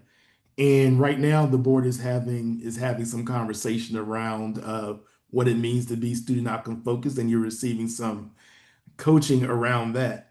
But pretty much, obviously, the budget discussion was largely Was centered input. around inputs, budget, um, your progressive pathways was largely centered around opportunities for students, but it wasn't necessarily the board having a conversation Outcomes around, and right, tied to your particular output. goals. And now we're in the midst of this session. So as you go back and when we have conversations around how you can have agendas that are more focused on student outcomes and how to um, add a deeper conversation around your progress monitoring, that's part of that cycle of continuous improvement, and we'll continue to work with you on those things. Okay. Thank you, Rodney. Mhm. So I know we're, Rodney, if you don't mind, just Mhm. real quick, I'm going to flip the question back to the board. When you look at the description on the screen, that and this is the green section is the only portion of time that would be included in the percentage of student outcomes focus. Was any of the time on your agenda today spent reviewing, discussing, and or selecting goals? I thought the And goals then were reviewing, selected for 5 discussing, years. I thought the goals were yep, selected for 5 yep. years. Okay. So that would be no at the moment. Okay, then reviewing, discussing, and or approving, not approving goal monitoring reports in accordance with the monitoring calendar. Did you all Okay. spend any time doing that No, tonight? we did not. No. Okay, so then that would so then what this entire 6 hours would that would be 0 minutes in that session. And then pieces of it would be scattered throughout some of the other, we're in a continuous improvement, we're training for the board on student outcomes focused governance and related topics. That type of thing would be this 2 hours. So just to kind of help you understand what actually qualifies as student outcomes focus remains the same. So just wanted to clarify that. Okay. Thank you, Cindy. Thank you as well. So I'm just going to proceed. So it's actually a perfect segue, if you will, because one of the questions that that also asked you to consider earlier was what are the 3 most important behaviors of the school board that are aligned with why school systems exist? And so the research shows, and what we've just spent time talking about, 3 board behaviors that have the greatest impact on improving student outcomes are collaboratively setting priorities, smart goals about what students know and should be able to do. We just spent some time talking about that. Uh, Publicly monitoring student progress, really making sure that there is a clear communication and conversation that's taking place around the vision, the goals that the board has set after having listened to the community and received a needs assessment and additional input from the superintendent. So there's publicly monitoring that progress. And then also aligning your time, treasure, and talent. So, as part of today's discussion, you all had some conversation around time, treasure, and talent, but to what extent you get to the point where that alignment is tied directly to your goals that the board has set is again part of that continuous improvement cycle. And I'll just mention that uh, typically when we have a scenario like you all have, where you just have a new superintendent, we recommend that the board give that superintendent grace, at least probably a year's worth of grace, to be able to do what Dr. Mabinga has been doing, coming in, assess, evaluating, looking at the goals and guardrails, looking at the interims, and then being able over a year or so to have the opportunity. So as he gets the opportunity to go into his next cycle around budget, it can truly be the type of budget proposal that's aligned with the goals and guardrails and his interim goals and interim guardrails that is now clearly communicated and understood as a team. So those are those governing behaviors. You all, as you have just described, are doing some of this and much of this, but part of this effort moving forward and part of what we are bringing forward to you in the implementation timeline and in future sessions is how you can make this progress. And I also just want to note here that I've also heard the board as a whole and individual board members speak to your quarterly self-evaluation. And it's during that time when the board is able to, board members are able to individually assess how you all are doing in your progress towards continuous improvement and as a whole. And that's something else that we will be bringing forward to you in the near future to actually be able to conduct with you a quarterly self-assessment that will go deeper than what we've done here tonight. Any questions at all on these three board behaviors that have the greatest impact on improving student outcomes? Well, with that, I'm going to go ahead and bring this home. So we've had up here, or we've discussed student outcomes don't change until adult behaviors change. The next part of that is starting with me. So starting as the individual board member. So each meeting, at least each business meeting, you all start with sharing your Board of Education guardrails. And these are your guardrails that exist. So shall not invest less than 50% of its minutes each month into monitoring student outcome goals, shall not perform or appear to perform any of the responsibilities delegated to the superintendent, shall not violate any board adopted policy or district procedure, shall not behave in a manner that would violate the student code of conduct. So this is an example of something that the board will get a chance to come back and align itself. But right now, that's what the board has adopted. And if you go back and think about where we started in terms of why school systems exist, looking at the accountability, cycle of accountability, you all having your own guardrails, you kind of have mentioned the cycle of accountability, where the board has its influence and should have its focus, and where the board loses its impact and focus, should it be seeking to manage the district versus governing the district. And before I close out real quick, Coach Cindy, anything else you want to add before I just close out with a quick question for the governance team?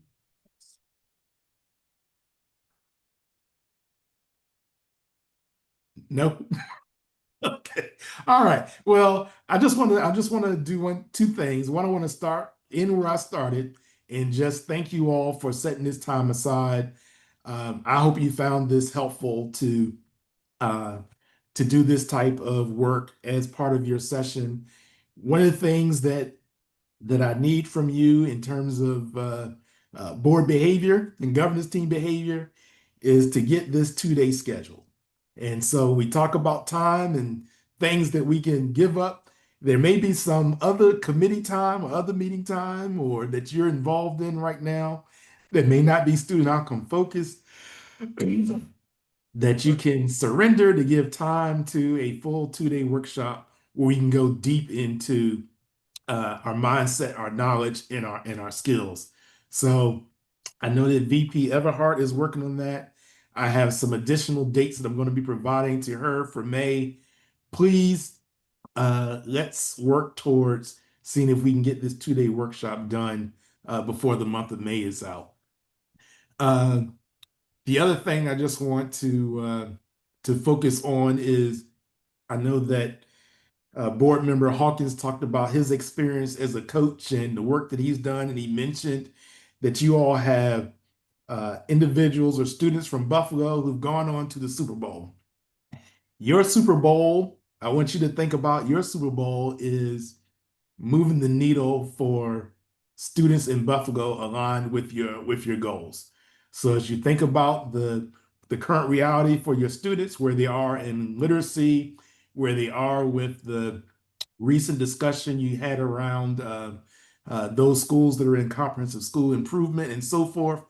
This is why the school system exists, and this is why the board exists. This is your Super Bowl. And so if the head coach in the NFL world, if the owners are constantly micromanaging the head coach slash superintendent, then the owners are not focused in doing their governing work. They are managing. You're not, as was mentioned earlier, looking at your role as a step below community versus a step above management. And I will say, as the fan of a professional football team where the owner is constantly managing and interfering in the work of the head coach, it doesn't produce outcomes on the field. So I just want to. That was Cowboys, that one. See, there you go. All right, see, easy to identify. Right? But so in closing, I would just ask if each of you would just take a moment, and if there's one word that describes, if you have one word for this session that we've done today, what would your one word be to describe or your experience about how you're feeling from this session that we had to do today? What's one word? Who would like to share your one word, their one word? Productive. Productive, okay. Progressing. Progressing. And hopeful. Hopeful. Others? Anyone else? Beginning. Beginning. Board Member Bowen, right? Did you say one? Gonna say same progressing. Progressing, okay. I'm with Mr. Bowen, progressing. Okay. And Board Member Scott, are you there? Yes. I am here, yes. You have one word?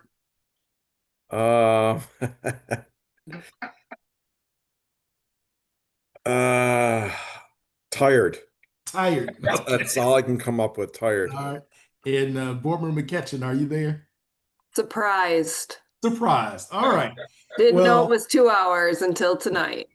Okay. Well, thank you. We want to thank you for sharing. Thank you for being engaged. I know it's been a long day. Appreciate again you all setting this time, and just want to reiterate that we're here to support you. This is your work. You all are the experts of your community. We are not experts of your community, but we are here to support you and coach you and work with you to move at the pace on behalf of the students that you choose to move. And so just want to thank Vice President Everhart again for yielding some time from your executive committee to allow us to have this session today. So Thank you. Thank you, Rodney and Cindy. We really Everyone. appreciate you. And we are looking forward to getting to that 50%. Dr. Mubanga, do you have any closing words? No, well done. Thank you. Very timely. All right. 8:06. Have a good night, everyone. Thank you. Good night.